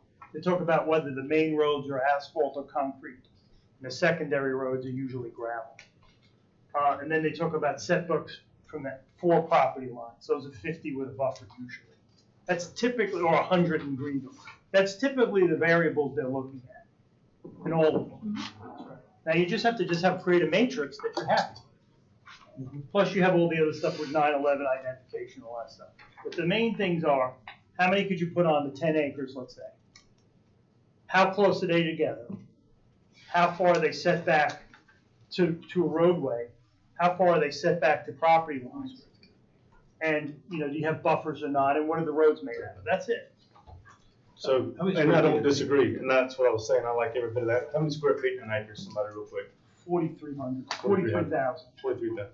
43,000 square feet? In an acre. Yeah, so it's like about a 200 by 200, isn't it? 240. I think it's 43,400. What did you say? No, square. 200. Because I was looking at what they were saying here. They Yeah, were one's doing 600 and one's 5 something. But my point was, and I don't disagree, and I actually like pieces of the Anderson better than the Greenville, but I feel like some of the stuff we've heard from 6 Mile, the setbacks with the buffers, the Greenville setbacks are stricter. Greenville says you have to have at least 10 feet between recreation vehicles, 640 feet, I think. Per lot. Per lot. 43,560. 43,560. But what my point was is I don't see anything saying that a person can't stay in the RV park longer than. In Anderson, you can stay forever. I think you can in Greenville City. I didn't ask you. Well, I was gonna say, looking at their ordinance, I think you can too. But Anderson won't allow it on an individual lot, just in a park. Just in a park. That's correct. That's correct. Mr. Chairman, Greenville has it says an RV located in an RV park shall only be used for temporary occupancy, but it doesn't say a limit. It doesn't say a time. Yeah. It says you can't build a structure under it. Life is temporary, brother. Definitely table it, so. Depends on how you are. But we already have a time limit, right? We do. and that to be changed. The only issue I have, right, is trying to get into the micromanaging, how to lay them out or whatever, is topography, the safety of the RVs, blah, blah, blah. These are businesses, you know, and you say, well, I want it to look like, you know, I mean, 4 per acre. I mean, the RV park had to be huge, or the clientele's going to have to be very selective. At the end of the day, I mean, we want to encourage tourism. And I mean, I don't know if you guys have ever done it with camping on RV, but I spent way more money than if we could just, well, I hope my wife ever watches this. We could have just stayed in a freaking hotel, right? Instead, I have to drag this freaking tank all the way across the country and gas and change the tire on 85. Let's don't make it worse. If somebody wants to have this business and people want to do this for fun, you know, don't second guess them, even though it's a terrible way to have fun. I don't disagree with you, but I do think that the loudest argument against RV parks I've heard has been setbacks with neighborhoods and then congestions on roads. And I think those are the areas that truthfully we need to acknowledge or address. Both of these actually talk about park attendance, and that's something we actually did talk about because that's where your accountability comes from. Can I clarify that? The 10-foot spacing sounds great. The square footage minimum sounds great because, you know, it kind of dictates some things. The attendance with cameras everywhere. There's a park that I had a place at down on Hartwell, and the lady, you couldn't walk around with a pink shirt on because that lady would call you and say, no pink shirts in my park, right? You know, so you don't having to have somebody there is not so much as, you know, as long as you're watching, right? Police. Does that make sense? Do we really want to require that kind of stuff? As long as who's watching and policing. Oh, Lord, the park Nazi was watching. No, but I mean, to Ms. Fowler's point, she was saying that we can't regulate right now because we don't have there's no way to check and see if somebody left or not, or stayed temporary, so. Okay. That's my concern with the density, is that if I ask them right now in their RV parks, the number of days that those RVs have been there, they're gonna have no idea, right? You have no idea. So that's the fear, is that they become, because there's no enforcement of the 180-day rule, the rule goes away. And if you allow them every 800 feet, that's 50 per acre. That's about right for the most part. Yeah, I mean, that's really pretty dense. Now, if everybody's living in there full time because you can't enforce it, you're gonna get a lot of complaints. So that's the fear I have. You know, how could this go wrong? That's why I want to spread everything out. But there could be that many per acre of people coming and going all the time. It doesn't matter if they stay there all the time. It could be, but you don't know. My But point is, you know, you when said people are gonna complain, who's complaining? every little shanty town that we have in my district, people call me up and complain about it because there's all these campers and RVs there. But that's on Right. individual. But I'm saying. What I'm saying, if people come and go, say the park stays full all the time, if it's because the same people or people are coming and going, it's the same impact, it's still the same number of RVs in it. So this is exactly what happened at Mile Creek. When we first came on board, there were people living up there with washing machines out, dumping it in the lake and all that nonsense. And we said, we can see they've set up a home here. Let's stop that. Go and impose the rule, and they cleaned it up. And even, I guess we put in place a 2-week thing, or where they actually have to move or whatever. But I think I'm not as concerned about. I mean, I'm agreeing with you, Dr. Wilson, on if somebody wants to start to set up a business to do this, it will become self-regulating in that somebody's going to say, so-and-so's been living here for 6 months. This is ridiculous. And that's how we would get involved and stop it. I'll just give you an example of what you just said. You can't have trees next to the lake. You know, you can't do this thing or that thing or whatever, right? There's only one guy riding around checking that for a huge area. But what happens is you don't get along with your neighbor and the dude just turns you in. Yeah. You know, so you've been there for a while. This guy's been here. We left. We came back. He's still here. You know, you go talk to the park attendant. These are self-policing in a lot of ways. Right? And it is. So if it's their business, who do we hold accountable? The person who parked there, or the person whose business it is? Yeah, well, they have environmental enforcement guys to stop by a park and say, hey, do you have anybody that's been here longer than 8 to 6 months? Ultimate responsibility would be the owner, right? Of the business. Yeah. So they're the ones that could get in trouble. And they do police it. I will just tell you that. Lots of different types of folks that we do business with. It gets policed, these things. We have a guy that works for us 6 months of the year. He stays in 2 separate parks 3 months at a time. and he comes in and works for us. And when he's in town, he's great, and he goes off and works in the parks. So he works in the park while he's there, and then he makes money, with us because he's a fabricator. He just comes in and says, "I gotta go. My time's up. I got 1 week to get out of here." It's policeable, right? It's not going to create drugs or criminality or anything like that. So what if a guy spends 181 days? I'm talking about the aggregate impact. But what we're saying is right now, it's not enforceable because there's nothing on the book, correct? Yeah, there's 180 days. It's 180 days. 180 days is RV enforceable. parks, Well, we don't have anything that specifically says somebody's gotta keep up with this. They don't do. Yeah. That's my issue. Is that what the Well, argument is? his argument, no, I think he's saying, I just made the point that they don't know. He's saying it doesn't matter because the owner will self-police it, that's your point, right? Yeah. See, I think that's too dangerous, myself. Well, if you put in, one of the things Oconee County has in there is any violation is a misdemeanor of $500. I think if you do that, then you do have grounds to enforce it. And our ordinance has language in it, in the first part of the code of laws, code of ordinances, it says, if you violate one of these following ordinances, the penalty is up to 30 days, up to $500 fine. So that would apply, would absolutely apply. Correct. Mr. Chairman, I have a question and follow up on that. You're a prosecutor, right? Back in the day. All right, so you have a place that's causing trouble and the neighbors are always complaining about it, right? You have a thing on the books that says, yeah, you get $500 fine or whatnot. The environmental guy goes over there, he's gonna find something. Yeah. Right? I mean, the whole goal of it is to find something. So all of a sudden you've got got ticketed 9 times in 1 year for this kind of an issue. You're gonna clean your act up, right? So I think it's a great idea to put something in there. If you violate it, it's a deal. And if he's not policing the group and doing quiet time and being a good neighbor or whatnot, then you give these guys some tools to go in there.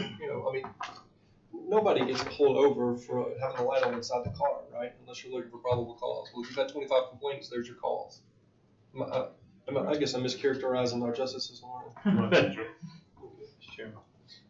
To me, the important thing is anything new that comes in is that we have in place specific plans like 100-foot setbacks, like some of these have in here.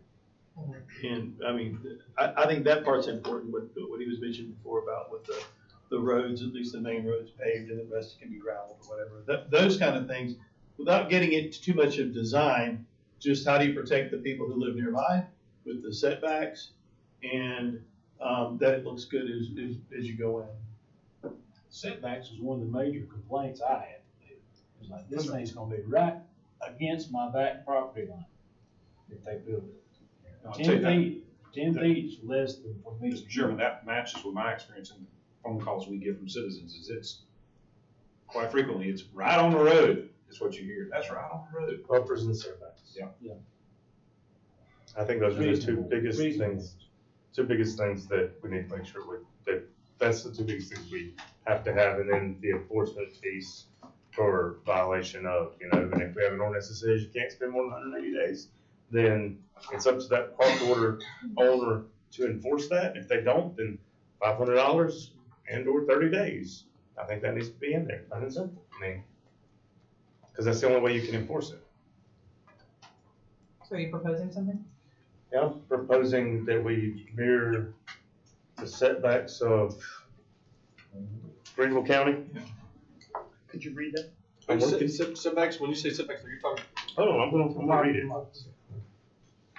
Gotta find it first. 100 feet from all property. Setback, RV parks shall maintain a minimum setback of 100 feet from all property lines, perimeter and right-of-way buffers. RV parks are considered as an accommodation, pretty much section 5-6.7A, B, C, D,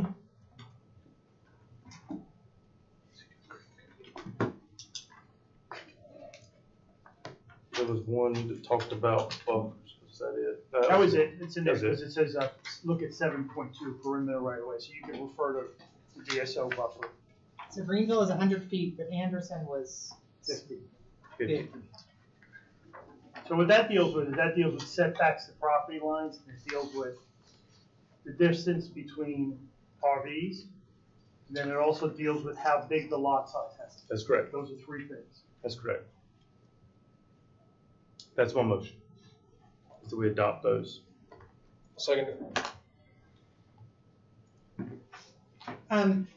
My only question on that is, or one of my questions on that is, our current RV parks, we don't, so right now we have no setbacks on them?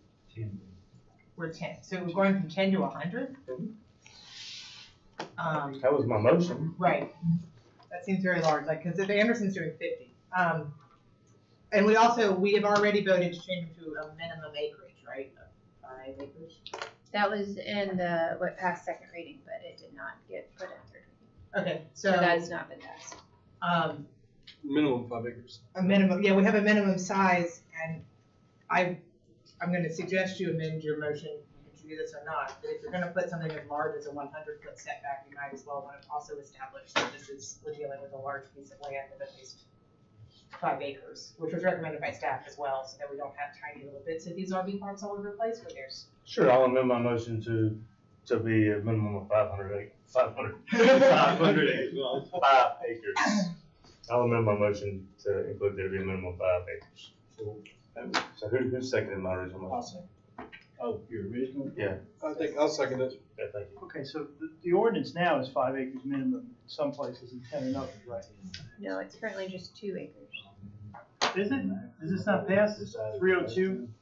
I No, guess, well, you're right. nothing about That was it. your recommendation. I got you, so 5 acres. That was your recommendation. Go ahead, Vice Chairman. Vice Chairman. In Greenville's, they have losing crap. Well, continuous path of travel throughout the park, no access, drive shall dead end. Is that important? Let's make a circle. Sure, it is important.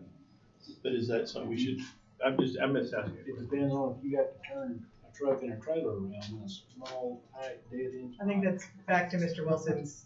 I was gonna say, I'm Someone's not gonna gonna build it to make sense. lie, the spirit behind the motion that I made is for some minimal standards to allow for, overall, whatever to take place, but protect the setbacks and buffers and minimum size of the park were the goals of my motion. Being a living, breathing document, That's right. we could update it. That's right. Well, I mean, the reality of it is they're for-profit enterprises, and I just wouldn't go to a place I couldn't get my 32-foot RV in. Right? If I had a hard time turning around and it was kind of unsafe and I couldn't get out of the spot or whatever, you just don't go. And these folks are all on the internet talking to each other all across the country, right? So those problems will fix themselves if somebody does something stupid with the design. Okay. The thing that really makes kind of sense here, right, is there's some sewer stuff in here. But the 5 acres is already kind of what we talked about. That sounds pretty good to me for a place this size. That way it's not 40, 20 acre ones. Your original thing, I'm just clarifying here. If I'm looking at 5.6.7 in Greenville, you said A, B, C, and D has the 10-foot space in between them and the minimum lot size. That's correct. All right, and I'm completely comfortable with both of those as well. So nice that y'all have ever been to Greenville County. So my question is, if you have 5 acres and you're using these as your spaces between RVs and your lot sizes, how many RVs could you put in that park? So you lose 100 feet around all boundaries. Could you calculate that? I can't. I can't. Anyone who's a big shot. I think you should Probably. You're the math guy. I mean, I could probably. When you get. The thing is, these aren't houses where people need yards. They're gonna have a place for a little camper and a picnic table. I mean, nobody is going to a campsite, so they can look at grass that needs to be mowed. And there is a benefit to density in these because it allows people to be together. We want people to park and then go spend money in Pickens County for the entire first hour of this conversation. So giving people a place to go is the ideal. If you make these too roomy and spacious, then we're not getting people spending time camping in our county. Or, okay, if I can have 500 spots on 10 acres, that seems like an awful lot. It's going to be very congested. People aren't going to be happy about it because most of the idea is your kids can kind of run free. There's security. There's camps. But the other piece of that is get out of the little tin can that you're in, right? So the idea that we've eliminated density is, it's going to have some strong negatives, which we're all kind of aware of. In this case, do you really want these things sprawling over the hills, or would you like a guy to have to be able to put something that's really gonna make a profit, so he has the incentive to keep it up and take care of it? You're not staying too long, it's like having too comfortable a chair, yes, you really want to stay. That's fair. That's That's fair too, yeah. You can sit, but you don't want to sit there long. But again, that's a private business. If they want to make them big and spacious, they can do that. Yeah, right. Just a minimum here, right? That's right. And the setback here is for like, I would think for fire purposes. But I mean, I don't want to run these businesses. Let's don't try to dictate what they can do, since we don't much, none of us seem to know a lot about the business. That's right. We need a maximum acreage. Do we feel like we need, how many acres is Mile Creek? Over 200. Over It's 200? 200. Over 200 acres. I'm hard pressed to say that we can have a 200 acre RV park, but you can only have a 20 acre RV park. Although ours is not all RVs. Could be. Very well could be. Not if we pass this. Can we put a minimum? So how many is RV? How many acres would you guesstimate it's RVs? Half? Less than that. 'Cause Quarter? Boat landing and everything else to take into account. So Maybe a quarter. a quarter. And look at the land too, it's so windy. That's so windy. I could buy similar, I could go buy Warpath. Oh, yeah. I don't think you could. Put some lights out there in the bathroom. You do call it, you do. The thing is, like, the places where you can have density, right, where the land's flat, or okay, in Anderson, you've got lots of places where it's pretty flat, scrubby, pines, whatever. I mean, all the places people want to be in our county are going to be in hilly, it's just not going to be the kind of RV parks where you're going to have hundreds and hundreds of them. It's going to be difficult to do that, right? No. My opinion. Okay. That's my opinion. You feel like we need a maximum, but I don't. We had just discussed it at previous discussions. I think 10 was the number, wasn't it? 10 acres max? No, we were talking 5 or 10 being the minimum. Minimum of what we're talking about. Any other discussion on Didn't the you say motion? something like on the Highway 11 area, it was a 10 max? What, did we pass something on that? At some point, there was a proposal to limit it to 10 acres. That never passed? Max in the heritage That areas. never passed? No, nothing about RV parks passed third reading. Okay. So what about, I guess my question is, what about, what about your roads? Is there any requirement for the roads? I'm only worried about setbacks, minimum sizes, and, what was that last thing? Buffers. Buffers, thank you. So 5.6.7, the section you're in, down here, there's some things about roads. Got to be 20 foot wide, got to be 13 foot 6 for vertical clearances. I mean, that's pretty minimal, right? Asphalt. I don't want to ask people to do asphalt. And here, I'll tell you the reason why I don't want to ask people to do asphalt. Because asphalt lasts 20 years. And it just, it gets to be a safety issue and an eyesore and everything else. Gravel is so easy to just take care of and scrape. If they want to pave it, let them pave it because it brings in better business. That's kind of the reason why I was sticking with my original spirit of my motion, the minimum standards to start off with. That's why I seconded it, because I thought it was a great idea. I have a planning question since we're talking about roads.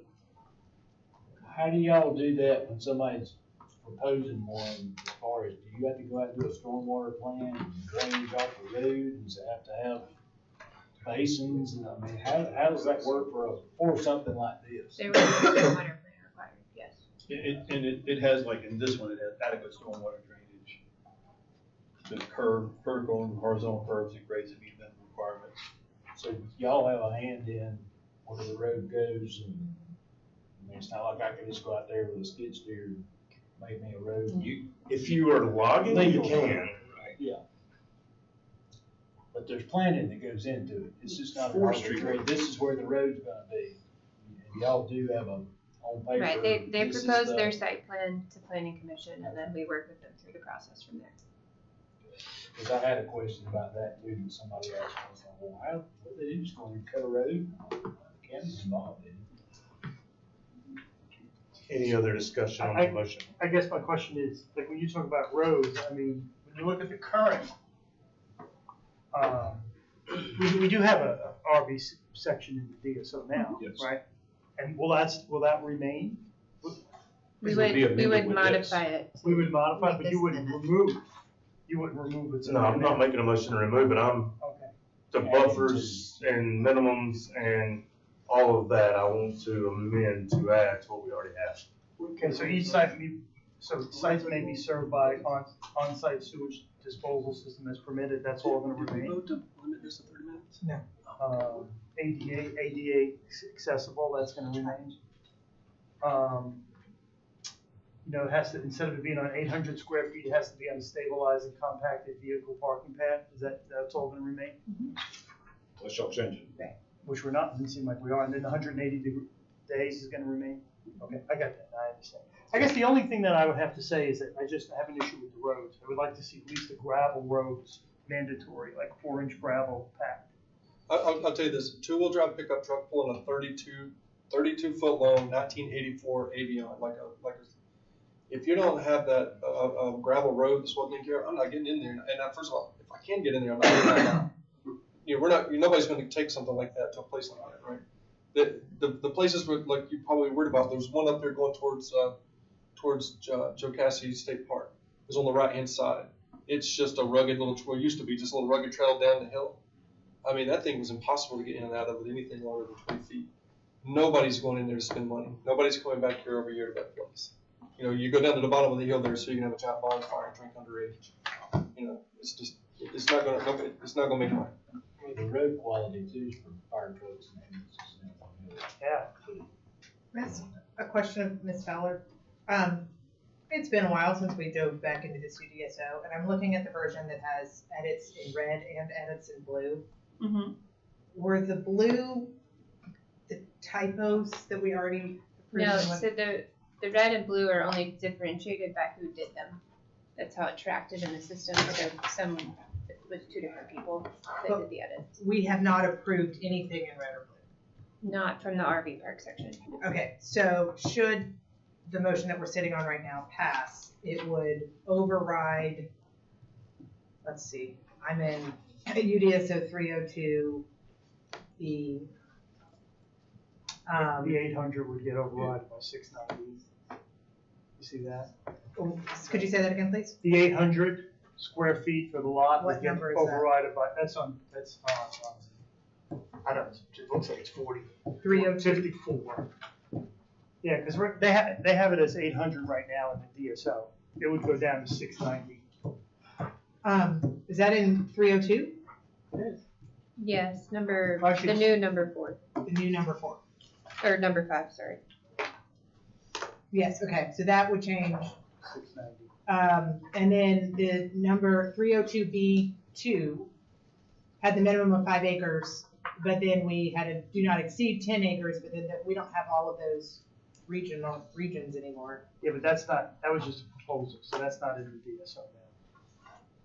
I'm using the one that's on the website. Those are just proposals, right? That blue is just a proposal, this isn't. Correct, that did not. Right, so none of this is passed. Yes, Right, red so and blue, just cross it out, it doesn't exist.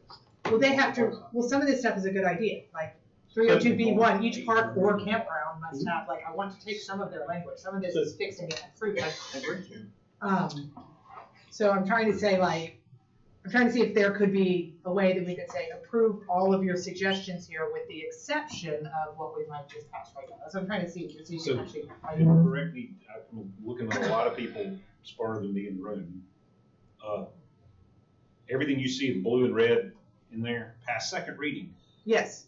So it's there, waiting for it to come out for third reading. You'd have to amend that second reading ordinance to take it away.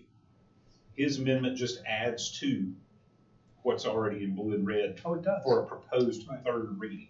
Okay, but About that. thank you for clarifying. So, but for 302B2, we were having chatter here about not having a maximum, but that has a maximum. So we would need to change. So you need to make a motion. It says, minimum of 5, but not to exceed 10 in Appalachian agriculture and natural heritage areas. I don't think we still have all 3. And then a minimum of 5 in community center and gateway. So it put a max of 10 in the north, Then I'll amend my original motion to include that language for a maximum in those areas. We second that. Second, Second, okay. Okay, so my question is this, is there a penalty for violating the there's a rules? second reading, and it includes the red and the blue. That's what you're saying. Okay, so that's already in there. Like I said, the Highway 11, 10 Waiting acres for that max. third reading, it's Yeah, not 10 official. 10 acres is there, max. Okay, now 5 acres minimum is there. If it's in that. Yeah, Yes. well, it's 5 acres minimum everywhere, I think, right? Um, All right, and then all the red is in there as well. Now, if we vote for this, what he's doing, we're gonna approve the red and the blue. Is that what you're saying? Yes, Okay, I didn't with realize the that. amendment. but that, You're just changing those few numbers is what you're changing. Unless, so we put in also stuff that we didn't want the roads. So again, Chatter has been like, let's not tell them how to build roads, there actually is stuff in here about roads, and minimum travel. and so actually, size. I think if we want to get extremely technical about this, my motion was not to pull anything out for third reading.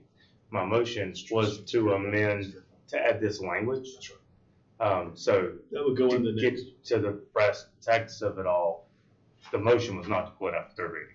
I was actually trying to do this, and then make the motion to pull it out for third reading to keep it straight. Okay. But now that we're all convoluted and all that other, and we can't do one thing at a time, I was trying to just to put a check mark on RVs with like the one addition, but it sounds like there is no such thing. I overcomplicated, you're right. Okay, so let's, sorry, Now, your motion stands. So all that stuff's been second reading, it all stands, all we gotta do is maybe add a little to it. Our esteemed attorney here said that, that there's already a penalty for violating the UDSO, we don't gotta do any of that stuff. So we're down to just, to the one thing. Just this part. And so we're already 30 minutes in on this. That's what I've been trying to say. All right. Doesn't sound too bad. So the motion is to adopt the Language design standards. language design standards as I listed. That's the motion. So it's 100 feet from the borders. I guess you have buffers in that 100 feet. Sure. 5.67 A, B, C, D. Does the existing proposals that you made in red and blue have a distance between each RV? Don't believe Where's that was, 10 feet? I think it was just setback. Say it wasn't in between in the old So you're gonna be adding that? I am adding that. Okay. I'm adding 10 more feet to every, actually technically I'm adding 5 feet to each space. No, 10 feet to each space. You go off of 10 all, feet setback, yeah. all sides. Yes. Okay. Any discussion on that motion? I may have one thing I want to add. Yeah, I'm gonna make an amendment that the roads just have a minimum, the way they have it set up here, they say. I guess I have a question, Ken. It says, roadways within the RV campground should be constructed to all weather standards. What's that mean? I think we defined it. Graded or gravel with equivalent materials passable by both wet. So you could just grade dirt, that would be all weather? That way in certain And parts of those the town. roads recommendations came from our emergency services. So could you, just as long as the dirt is graded, if you can just have dirt, okay. Packed and graded, right? So I would just, the only thing I would do is I would strike out, in my motion, I'm gonna strike out graded and or. No, it doesn't say fact. I want to strike that out, so it has to be gravel. Does that do that correctly? So I'm gonna strike out graded and or. So it's gonna have it's gonna be gravel minimum on the roads. Other than that, I think it's fine. So your motion is? Just to strike out those words. Aren't we still in a motion? We are. Yeah, So I'm making He's amending it. Yeah, so graded and or, to strike that out. So we'll just say roadways within the RV park campground should be constructed to all weather standards, gravel road or road equivalent materials that is passable by vehicles under wet and dry conditions. I'll second that. Can I just amend my motion to keep it clean so there's still only one motion on the table? I retract my second. I'll just make a substitute motion, yours and mine. Have a substitute motion, his and mine. Second. That's it, it's the final vote. Any other discussion? All those in favor, please signify by raising your hands. And that carries. Now I'd like to make a motion that we move this out for third reading with the amendments. Second. Discussion. So to be clear, it keeps the language that's already passed the first two readings, with the exception of things that were changed tonight. That is correct. Will we see that in print before we have third reading? Yes, you will. You better. Okay. Actually, it's required by council rules that you'll see the final ordinance before third reading. Just checking. Any other discussion? Hearing none, all those in favor, please signify by raising your hand. Thank you. Makes me happy. All right. Since you're good and happy, Mr. Chairman. Yeah. What's next? Townhomes and multifamily residential. I'll We have make a staff- motion to limit this to 20 minutes of discussion. A good place to start would be where I'll we second left your this. motion. Discussion on the motion to limit to 20 minutes. I don't want to do that. You don't want to do that? No, I'm not for that. Okay. Any other discussion? All in favor, please signify by raising your hand. I mean, I'm a vote. Opposed? 3-3, it dies. Perfect. All right, I like a good 3-3. Townhomes. Mr. Chairman, townhomes, for townhomes, we have, staff recommendation, and those recommendations are around density. The density of a townhome development under the proposal that I believe made through second reading, yes, is that 3 or more attached single-family units shall not exceed 2 units per acre when served by a septic system, and allowing 8 units per acre when served by the public sewer if it's in the Appalachian agriculture or natural heritage. It should be in your packet, so I know it's a little bit confusing. The community center, the green on the maps, the light green and the dark green, would allow for a density of 20 units of townhomes where there is both public water and public sewer. And that was what, I guess, made it through the second reading. So it's a density analysis for the townhomes depending on where you are and whether or not you're served by a septic tank or the sewer system. Sure, I make a motion that we accept the staff recommendations as written. I have a motion to accept the staff recommendation as written. Do I have a second? Second. I have a second. Discussion. I have some questions. Councilman Sarah. Okay, so for Appalachian agriculture and natural heritage areas, septic, it's 2 units per acre. It's 8 units per acre when you're on septic. Sewer. No open space? Okay. You still have the general requirements, but Right. yeah. Okay. No addition. No specific to townhome. Okay, no open space. We did that originally. The current DSO is when you're on sewer, it's 4 units. You raise it to 8. So we're just talking about, we talking about duplexes here, we ain't got there yet. Townhomes. No, Just townhomes. Just a triple. I mean, the only thing I disagree with is I don't think it should be 8 units, I think it should be 4. I think we should just keep it the way it is. And that's gonna be like 90% of the county, right? Because it's not gateway and it's not community. So we can get that done. We could just, the moratorium for that could go away. The townhomes would be free up. That would be a big thing. I don't think I can vote for 8 units on sewer. Other discussion.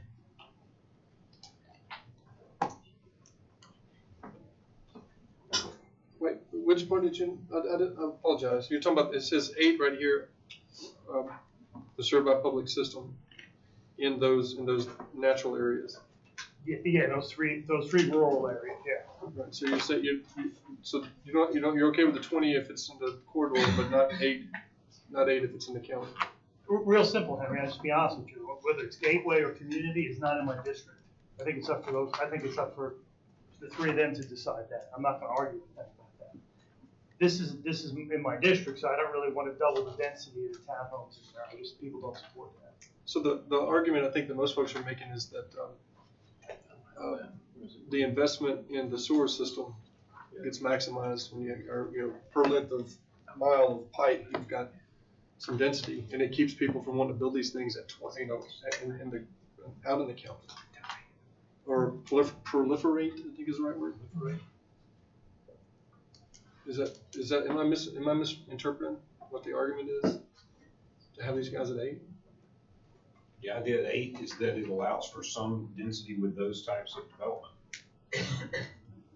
But only when it's served by sewer. I mean, yes, sewer. I'm gonna say that backwards every time. You're not gonna build a townhome and build like, the point of townhomes is that they go in a row.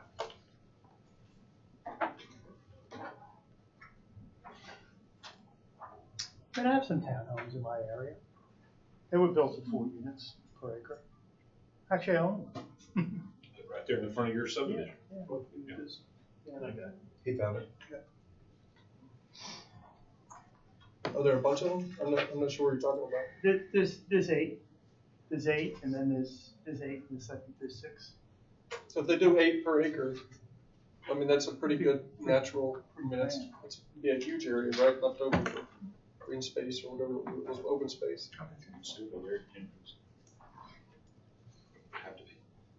I think that both of us predominantly, I mean, this is 90% of my district would be falling into 8. I just can't wrap my head around it, because if we go to 4, it's a quadplex. Just sitting there on an acre. Well, they just make it bigger than an acre. It's bigger than an acre. They can build as many as they want. Like I said, I own one. I think it's comfortable. I think they're buildable, and as much as they sell them for, I'm sure they'll build them. You know, it's $250,000 now. You own one that's in a strip of 8 in the county. Yeah. Yeah, and it's probably on It's 4, isn't it? Is it a section of 4? No, it's a section. There's 3. There's 3 units, and but there's 8 total. And you just said it was worth $250,000? The unit I own? Mhm. Yeah. So if we're gonna try to have more affordable housing, it might be good to increase the density, so they won't cost $250,000? They'll still cost $250,000. They might, but People they're are only willing gonna to get pay less expensive if we can build more of them. And Clemson has so much density, it's probably one of the most expensive places in the county. I'm really lost here. Are you saying we shouldn't do 8, or are you saying 8's okay? I'm saying I'm opposed to 8 per acre. I think we should stick to the current But you bought one. No, he said his is 4. He misspoke. Yours is 4 per acre? Well, it's gotta be, because that's the standard right now, isn't it? Isn't the standard under the townhomes right now 4 per acre? Okay, so I'm assuming Yes. it's legal. And this is only where there's sewer. That's right. Oh, yeah, right, mine's not, so it's different. So yours would be 2 per acre. septic or whatnot, or they have their Septic own? and trucks. It's 2 per acre. Oh, no, let's see, yeah. Oh, no, I have septic, no, it's 2 per acre. Okay. So it would be more dense if you went to the 4. Okay, gotcha. For the septic? Yeah. With no septic, I think that 2 is gonna be the majority of my area, right? No sewer. Nobody's really serving my district in any way, so I'm not having to worry about, this is not that big of an issue for me, so it comes down to these guys where they have the gateways. Or, does anybody have a gateway? We got what, I have, 77 square feet over in McKissick? I've got. We got the only one? About it.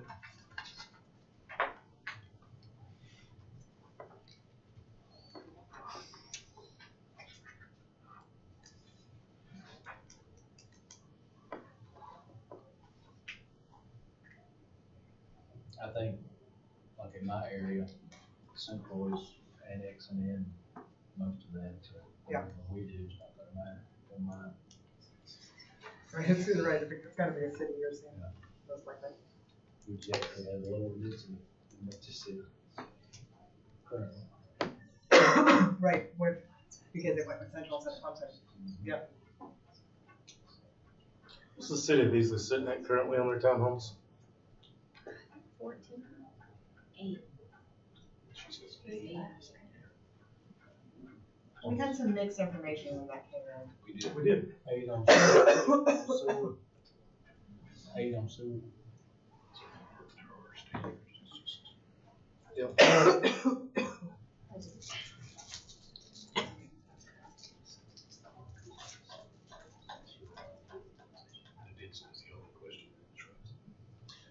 was trying to look up, make sure, and confirm it. So is there a motion, Alex? Did you make a motion on this? I didn't, I think, did it get seconded by somebody? I did. I thought Henry Okay. motioned to accept staff recommendation. And then I make a motion to, okay, well, I thought I did, but I guess not. I'm gonna make a motion to drop that on sewer to the current DSO standard right now, which is 4 units per acre. Is that correct? In the Appalachian agricultural and natural. Yeah. I mean, I think that's what we have, right? Yes. Yes.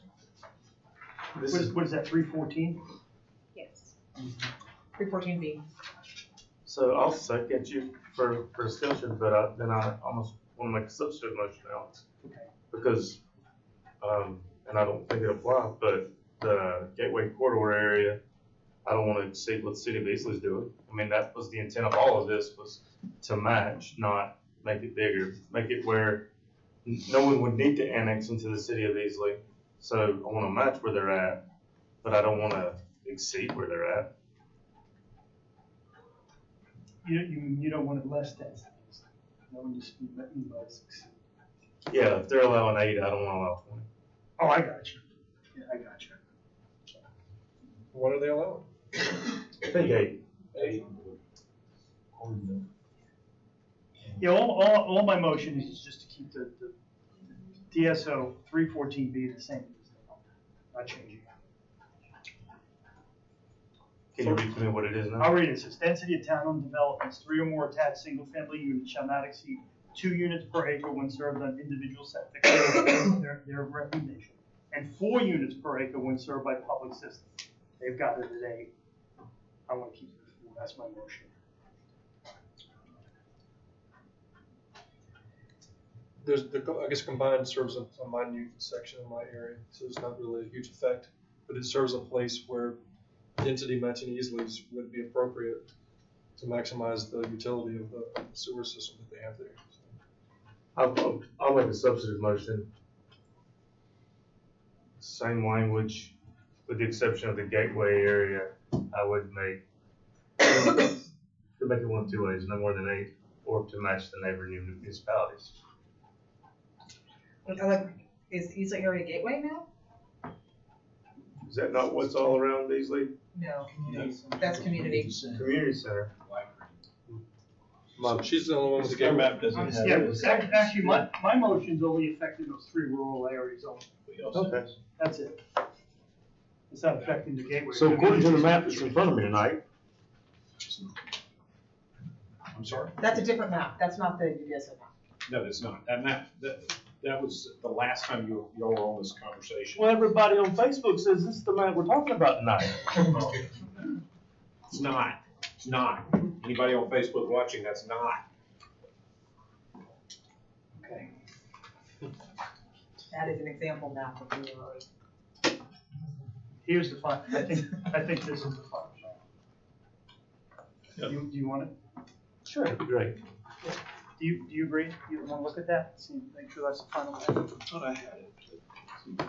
So Alex, you're saying you want Appalachian agriculture and natural heritage. Yeah, basically I'm starting with his recommendation. Well, he's saying those 3 areas, 2 on the blues for septic and 8 for sewer, but I want to keep it at 4. Just for those 3 areas. As far as gateway and community, it's up to you.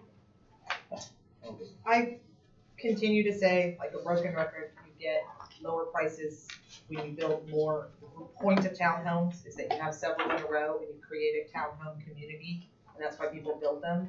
They're very popular right now with first-time home buyers as well as retirees because they are a community with a minimal lawn and shared expenses, and this is a desirable way to grow without sprawl. You put a few houses together, they're townhomes, they're nice. We put some rules about how they look. We talked a lot about roads around them, design them well. They're well designed. I don't think having 8 there instead of 4 is going to push anybody over the edge in terms of density, and it's going to allow you to have more homeowners in a non-sprawl situation with potentially more affordable homes, which we need in the county. So you're talking about which corridors? Excuse I'm me. talking about all of them. I'm talking about taking staff recommendation, or I'm talking about Well, the staff keeping it, recommendations, Appalachian. I'm sorry. Agricultural. that Appalachian agriculture and natural go up to 8 from their current of 4, and that community and gateway go up to 20, as recommended by staff. I think this is moving us in the correct direction to get some much needed housing while preventing sprawl. My motion's only on those 3 areas. It's 2 for septic and it's 4 for sewer. Just those 3 areas only. Gateway community, it's up to you. Just where you want to decide. I want to go there. So in my area, when we talk about maximizing the value of the infrastructure, don't so much of it, and we talk about keeping people from wanting to annex, going to 8 in that little area there where the sewer's at, where there's already, I mean, there's lots of pressure for development, lots of neighborhoods. You know, I can't see that a quarter of a mile distance over to where there are, you know, huge apartment complexes is going to make a huge difference. But this would push back on, you know, the interest of sprawl. I will say the other side of that though was what Butch, the guy that was married, easily told me he spent like $170 on taxes for his place. I'm thinking it's probably not, you know, a Biltmore house, but he got somebody to pick his garbage up every week for $170. You can't get that in the county, right? So there's going to be pressures to want to get taken into the municipalities for everybody because of those services you get at a pretty economical price. But if our goal was, like you said, to push back on the annexing and to be economical, and economical also was like, how far do I got to commute, right? So if I'm driving, I mean, we have some super poor people living in Dacusville, they got to commute a long ways. Give them sewer, give them access to the city, put them right there in walking distance to things, and you start to get a lot more livable and a lot less expensive. So I support going to 8 because it's only going to affect a minor area of my area. And Chris said it doesn't affect his. You've got a place where it can be 20, and so it comes down to Mr. Bowers. Really, it's the only one like affected by it, other than around Pickens. But there's no. Where's the sewer at in Pickens? I actually do want to make a substantive motion. Go ahead, Doug. Well, and so around Easley and Liberty, what is my fear is the annexation part. Mm-hmm. I don't want it to be where you don't want it to be so severe in the restriction that it basically forces to annexation. Correct. I want to be able to mirror closer to that.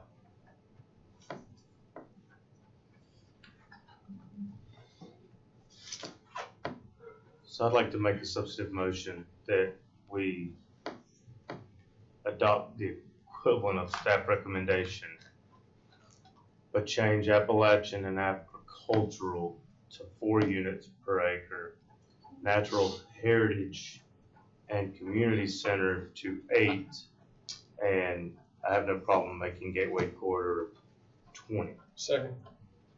Okay, so just repeat that again. So Appalachian and agricultural would be 4 That's on sewer. on sewer. So Appalachian and agricultural is 4. Natural heritage and community center would be 8 on sewer. And Gateway would be 20. What's community? Do what? Light green. Light green? And that's 20 as well? No, that's 8. Oh, that's 8. Yeah. So pretty much everything surrounding the municipalities would be 8, which would match the municipalities. Whew. And then it gives Clemson Central, whatever that is, 20. It's irrelevant. It's up for annexation. Yeah. I mean, I appreciate it. We'll vote, but it's. Control. Control. Can I see the map?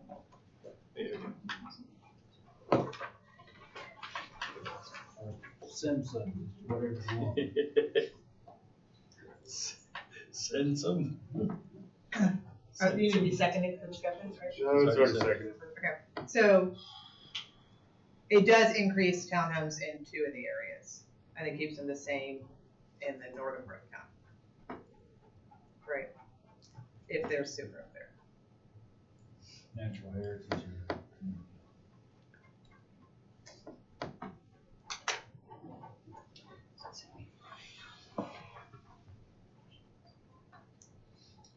It's okay, I want to change my motion. Finding new information. Are you deep into the easily zoning? Because I've been trying. It's 4. It's 4. At some point though, I mean, I'd like easily to update their density to allow townhouses, so Well, it seems strange to. They have a moratorium going right now and all the things, and that's one of the things they're working on. You could, we had talked about this in the conversation previously, instead of giving it a number, you could just make a thing to match the municipality that touches. But y'all got testy at that last time, but, Can I do that? And you're deep in emotions right now. Oh, I don't know, they've been substitute motions, so I'm not. I'm just saying, my concern would be if you decided to match easily, which is currently, what you're saying is currently at 4, then you're not making, any changes, and then if they change it. Okay, my substantive motion is no more than 4 on sewer in the first 2, Appalachian and agricultural, and then natural heritage community center would mirror the municipalities that they surround, and then Gateway can be 20. That's my substantive motion. Second. All right, now, legal. I think you can do it. However, right now they have a moratorium. So do we have a moratorium? Whatever they currently have. Well, they currently have 4. Okay, so it's what they have. I'm trying to make sure what you're saying is exact. Okay. I understand It that. changes because we have to in turn. No, but if we want to, we can come back. If they say we're going to go to 20, then we can come back and say, no, I don't want but 8. So we're not, if they make a change, we won't be. We'll make a automatic change. No, what No, we I'm asking wouldn't is mirror. they change, give. It would just mirror Automatically. automatically, but theirs has to go through multiple readings too, so that's on me and these nice folks in the audience to keep me honest and keep up with what's going on in the city, right? Well, is all of Easley the same? Like, I'm looking at the map of district, you're saying all the way over touching Anderson is the same zoning as in like the middle of the city? No, I think that the maximum currently, when you look at the chart, the maximum per is 4. I think, let's see, you can go 325, 30, and it also depends on the number of acres, and it's actually gotten increased. You would think it was this time. So it's where it's adjacent to the municipality. Yeah, only in those corridors, because there's some corridors that are adjacent to municipalities that are different corridors. Yeah, only where it's at. When you say adjacent, do you mean the parcel adjacent or anywhere in that area that? The area, not the zone, but the area. Well, I mean, if you're in Gateway outside of Easley, the whole Gateway area, whatever that farthest parcel touches? You would split it between there and Liberty. Wherever the middle line is where it changes, right? So what we would have to do is get a letter from the zoning. Somebody comes in and says, I want to build some townhomes. We'd say, okay, what you need to do is you need to go to the zoning official from Easley and figure out what would it be if you're in the city. And then that's what the density you could do if you are in the natural heritage area. But is the Otherwise- city all a singular density? Or does it- No. No, Yeah, they're gonna have based on different where- zonings, but we're just gonna have to ask them. But see, well, in that case, it doesn't matter, let's say they're doing on 93, the natural heritage or community is still gonna mirror Liberty or Easley. That's right. It'll change your. It's gonna just adjust if those guys do something stupid, we're jumping off the bridge with them? Yes. Is it I legal? thought that basically Can you we said it's like- legally do that? That if the city changes an ordinance, it automatically changes our ordinance without think- us even meeting about it? I think so. If that's what you choose to pass. No, it's not like they would be interpreted and go. No, I know, we gotta go through the readings and all that, but. Which Yeah, we would that- be able to that's go what- back and go, well, no, y'all are doing something stupid, we're gonna fix this. I'm okay mirroring it today, I'm not okay with like somebody does something stupid, so I gotta You see jump what on I'm the bridge. saying? Mr. Chairman, what you could do, I could table it indefinitely. you could table it on forever. Stop it. You could keep the standards as they are, or tweak them the way you want, and not put the language in there about mirroring. And you could say, however, a property owner, a proposal that comes in front of the Board of Zoning Appeals or the Planning Commission can use as evidence adjacent zoning in the city for a variance. You could give that out, I think. Yeah, So that if there's a unique situation, then that variance could be given after public input's given at the Planning Commission or Board of Zoning. Or you could pass it like you want it today to mirror whatever's in the city and say that's what it is. And then it's static. That's what I meant by my motion when I said mirror. I didn't mean mirror to change, just mirror mirror around the municipality. That's exactly what I said, Les. Okay. I'll be more clear with that motion. I want to mirror it with what the standards are in the municipalities in which those areas surround today. Today they're in a moratorium because they're changing them all. There's still an ordinance in place. The moratorium is just temporary, the exact underlying ordinance is what we need. That's right. Okay, so even though some of Did you usually is second at 4, so you're gonna Second. reduce.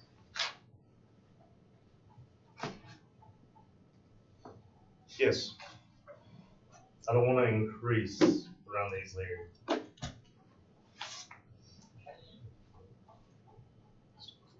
I want to match. Now, but if they decide that they're gonna increase density Then that's a conversation for 6 months from now, for our living, breathing document. for our living, breathing document. Any other discussion? Would you clarify this? Motion? Absolutely, we won't have to. So it's gonna be no more than, It starts with accepting, no, sorry, go ahead. no, it starts with no more than 4 units, adopting the staff recommendation with changing 4 units per acre when served by public system in the Appalachian and agriculture areas. The natural heritage areas and the community center areas will mirror what the current municipalities that they surround have, and the gateway corridor will go to 20 units per acre.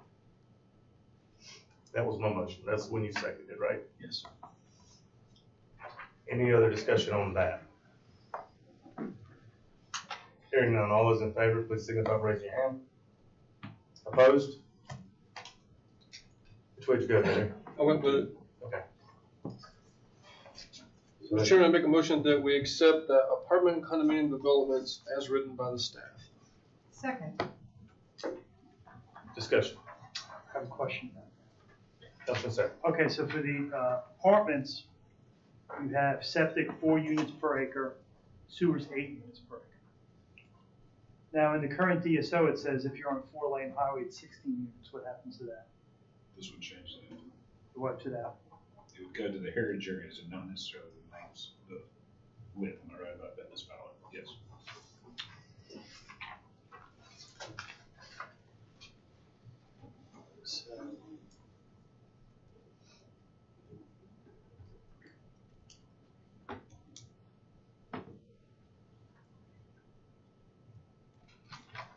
Okay, so what happens is for the Appalachian agriculture and natural heritage area, it's 4 units per acre, 1 served by septic, 8 units per acre, 1 public service. So, and you don't have 4-lane highway, 16. That would change. That's gone. That would be gone. Okay.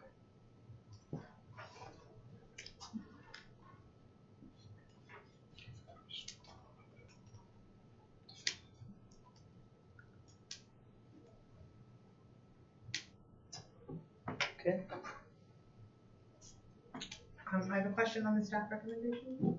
The height restriction is only for gateway area, is that correct? Yes.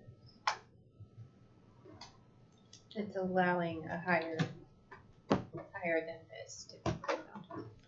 Okay, is there an assumption that all the other ones already had a height restriction on them? 3. It's 3 right now. 3 stories. Where is that written? It's in the DSO. In the current. Which is in the general, okay, so keeping that 3. And that assumes that those areas have fire trucks that can service 5 stories, which they do. That's the reason for the current limitation. So like the whole bridge development, Raleigh Bridge student set up, that's like County County, that's all, because those are like 4, so higher than 3, not they? They're 4.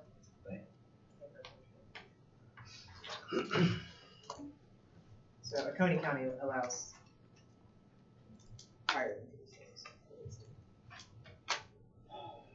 So I have the same issues. We're more than doubling the density of what's allowed by the city of Easley, if what I'm looking at is correct, which is counterintuitive to what the spirit had been up to this point. I think mirroring and matching is okay. That's what I think the spirit we originally talked about, but 25 units, if I'm reading this right. Is that right? Mm-hmm. Yeah, and I think there are 10 units. I think the most is 14 units on several hundred acres. A couple hundred acres, if I'm looking at the chart right. Yeah, and I'm struggling with that same chart, that's for sure. 10 acres. When you get into the hundreds of acres, it actually drops back down to 10, which makes no sense to me either, but.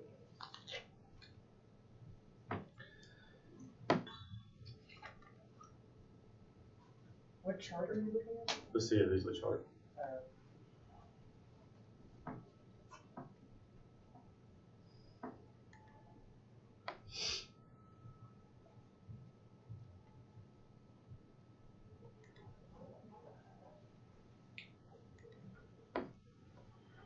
Other conversations, concerns?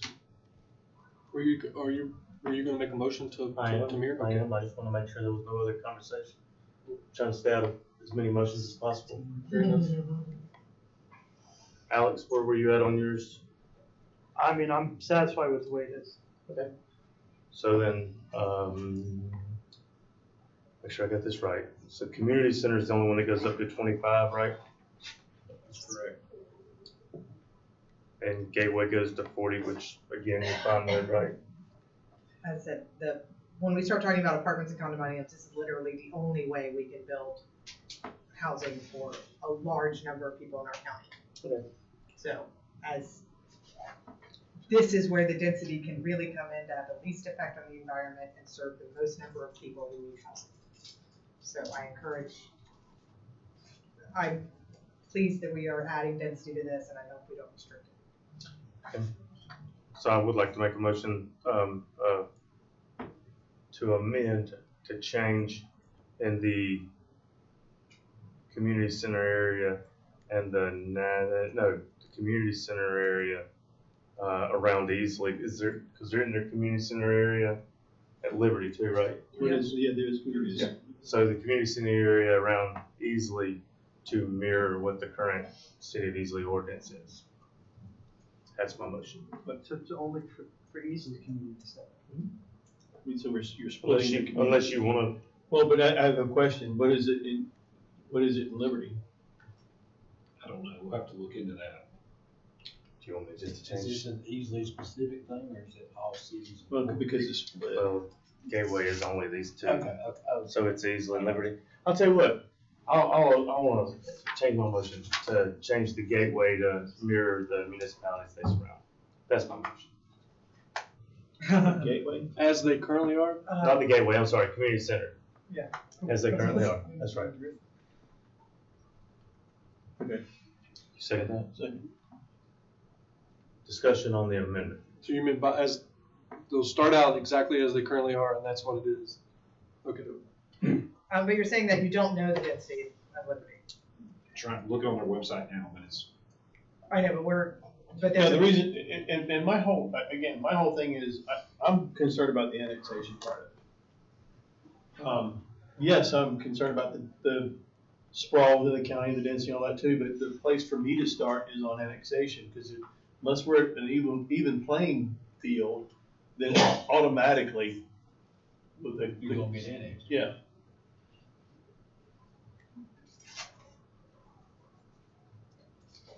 Other thoughts, discussion on the amendment.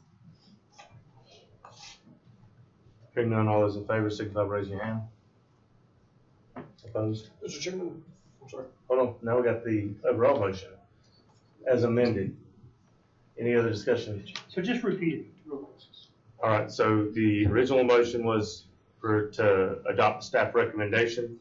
I amended that to change for the community center areas to mirror their municipalities' current ordinance, and the amendment just passed. So the motion is to adopt as amended.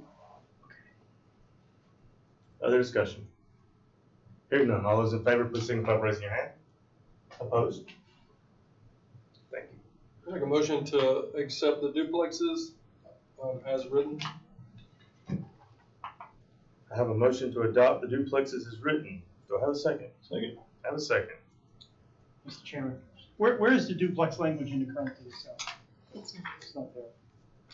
Now, for your recommendation is for septic, it's 2 units per acre. Yes. What about, that's within Appalachian agriculture and natural heritage areas. What about sewer in those areas? It's missing, right? It just doesn't provide, it doesn't use that. You can default to what y'all worked out on the townhomes. I didn't vote for that. So, I mean. I'll look over here what it's. No, but I mean, you're right, it's missing, right? You didn't put a recommendation. And why not? You just overlooked it. So it's not wrong with that. Come on. Sorry. What did you just say was missing? What's missing? When you look at the rural, 3 rural areas, you have something for septic, 2 units per acre, but there's nothing for sewer. It's not there. So it just says 2 units per, I mean, it's just 2 units in those areas, duplexes. There's no law. Septic or sewer. Which kind of makes sense, because when you look at townhouses, it was, oh no, I see, it did have more. That's You just adopt. originally. I think you just adopt the same standard that you did for town. Yeah. I think the language is so similar to townhomes.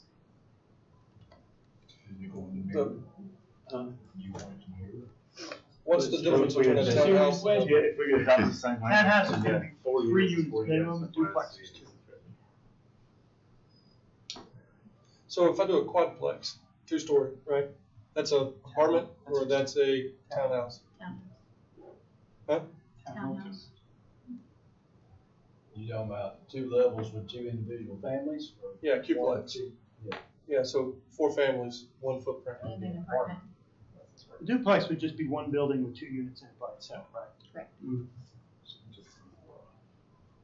have a second story, that is a different unit. 2 separate living units.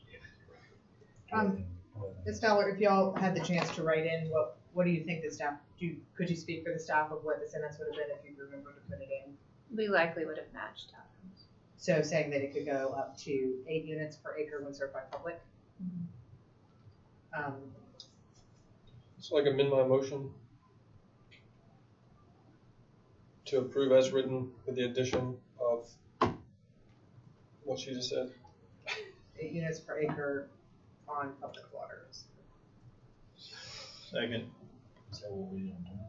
So my issue with that is that actually doubles what you can do with townhomes. So that would be allowing 8 duplexes, and I'm only allowing 4 townhomes. Yeah, actually what you're doing with your townhomes is, you're having 4 in the Appalachian agriculture, and then you're mirroring, community and heritage. And when I look at what GR1 and GR2 is in the city of Easley, which those would fall into, it's 4. I mean, the 8 has no place there, right? That's the way I read it. Except for apartments. It's 10. So 4 duplexes, it's 8 units. Or are we talking about 4 total, so it would just be 2, so the original writing would be 2. So that means 4 4 units. Maybe we're just tilting in a window, yeah. 4 units is 2 families. I mean, I'm sorry, 8 families. Yeah. 4 units is 8 families. 4 duplexes. Yes. So you could have, 2, 2, 2, 2, they're still called duplexes. Okay. Now, if you have 3, 3, 3, those are townhomes. Right. 3 or more. Is that right? That's correct. So You could have 2, 2, 2, 2, 2, and they're still duplexes. Right. all right. 3, 3, 3, 3, 3 is all townhomes. Okay, so I don't know what the hell my second motion was for then. I don't even get it. So we were already, you said Tilton and Windmills, what you meant was that we already got 2 units You times were already 2. there, because 2 is really 4. Right. And You're that makes it saying- match the townhomes. You're saying 4 places for 4 families to live is what We're you're talking arguing the about. same thing, Are we? I'm arguing, let's go hell home. I think. I mean, the recommendation, The recommendation is 2 units per acre, so 2 duplex units, which would be 4. So with the septic, but if you go to Sewer. there's sewer, regardless where you're at, you're still stuck at 4, so it doesn't matter if you have sewer now? No, it's blank. yeah, so It's up to y'all. Well, it's so blank. your motion increases it. To 4, to 8 total family units. That's 4 units. It's called 4 units. Or And you yes, can do the puts me right building, over the edge. full building. 4 times 2, 8 Same families, there, yeah. you're right. 4 units, 8 families if you got sewer. Right, yeah. Yes. All right, I can stick with that. Of increasing it, What? of increasing it. from the Just fill in the recommendation. blank there, like what can you do if you have sewer? Yeah, and he said 4. That's different than what you did for town. It is.